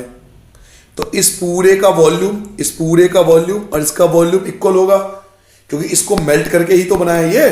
तो इसका वॉल्यूम, इस वाले पार्ट का वॉल्यूम, इस वाले पार्ट का वॉल्यूम और ये ड्रम का वॉल्यूम दोनों को इक्वल में रखेंगे, क्योंकि इसको मेल्ट करके ये बना है। तो चलिए स्टार्ट करते हैं सेकंड पार्ट। सेकंड पार्ट में स्टार्ट कर देता हूं, यहां से सेकंड पार्ट स्टार्ट होता है। वॉल्यूम ऑफ सिलेंडर, यानी ब्लू वाला, volume of cylinder plus volume of sphere, यानी उसका जो मुंह बना हुआ था doll 3, equal to volume of drum, जो ड्रम आपको दिखाई दे रहा था, इसको मेल्ट करके बना था ना, तो वॉल्यूम ऑफ ड्रम, ये था क्वेश्चन में। ठीक है, सिलेंडर और स्पेयर, ये सिलेंडर है ना, मैं थोड़ा साफ कर देता हूं आपके लिए, ये हटा देता हूं थोड़ा। ठीक है, देखिए ये क्या है हमारे लिए, ये है सिलेंडर और ये है स्पेयर। इस पूरे को मेल्ट करके ड्रम तैयार करा, तो इन दोनों का वॉल्यूम इक्वल होगा, ड्रम के वॉल्यूम के इक्वल होगा। तो यही आपसे बोल रहा हूं, volume of cylinder, volume of sphere equal होगा वॉल्यूम ऑफ ड्रम के। अब वॉल्यूम ऑफ सिलेंडर क्या होता है, तो volume of cylinder pi r square h. Volume of sphere क्या होता है, तो 4/3 पाई आर क्यूब। और वॉल्यूम ऑफ ड्रम, और ड्रम भी क्या है, सिलेंडर है, तो सिलेंडर का फॉर्मूला लगाओगे पाई आर स्क्वायर एच। एच अलग लेना, एच अलग दिखाना, क्योंकि दोनों का हाइट जो है अलग अलग होगा। इस वाले का हाइट अलग था, इस वाले का हाइट अलग होगा। नाउ देखिए, पाई यहां भी है, आर स्क्वायर भी है, पाई यहां भी है, आर स्क्वायर भी है, पाई यहां भी है, आर स्क्वायर भी है। तो जो सब में होता है वो कॉमन हटा दो, सब में से हटा दो, तो पाई हटा दो, पाई हटा दो, पाई हटा दो, पाई सब में से कैंसिल कर दो। आर स्क्वायर यहां से हटाओ, आर स्क्वायर यहां से बिठा दो, आर स्क्वायर यहां से बिठा दो, तो यहां तो केवल एच बचेगा, यहां 4/3 बचेगा, एक आर बच जाएगा, क्योंकि यहां आर 3 बार थे, तो आर स्क्वायर हटा दो तो एक आर बचेगा, और यहां केवल हाइट बचेगा एच। वैल्यू पुट कर दो, हाइट कितना था 8, याद होगा आपको, 4/3, रेडियस आपको 3 गिवन था, इक्वल टू हाइट 3 से 3 कट गया, 8 और 4 को ऐड कर दोगे तो 12 सेंटीमीटर जो होगी वो हाइट होगी ड्रम की। तो इस प्रकार से हमें सॉल्व करना था। तो बच्चों ये था आपका basic sample question paper CBSE द्वारा जारी किया गया, और इसके बाद मैं आपको कराने वाला हूँ स्टैंडर्ड मैथ जो सैंपल क्वेश्चन पेपर है। तो अगर आप चैनल पर नए हो तो सब्सक्राइब जरूर कर लें, क्योंकि लगभग मैं सारे सैंपल क्वेश्चन पेपर आपको कराऊंगा हर एक सब्जेक्ट का, दोनों मीडियम में। तो जल्दी से जुड़ जाएं हमारे साथ, हमारे परिवार में, और फिर एक साथ पढ़ेंगे, मजे से पढ़ेंगे। आई होप आपको सारे क्वेश्चन समझ में आ गया होगा। कोई डाउट रहा हो तो कमेंट करके पूछ लेना। नमस्कार सभी को, जय हिंद।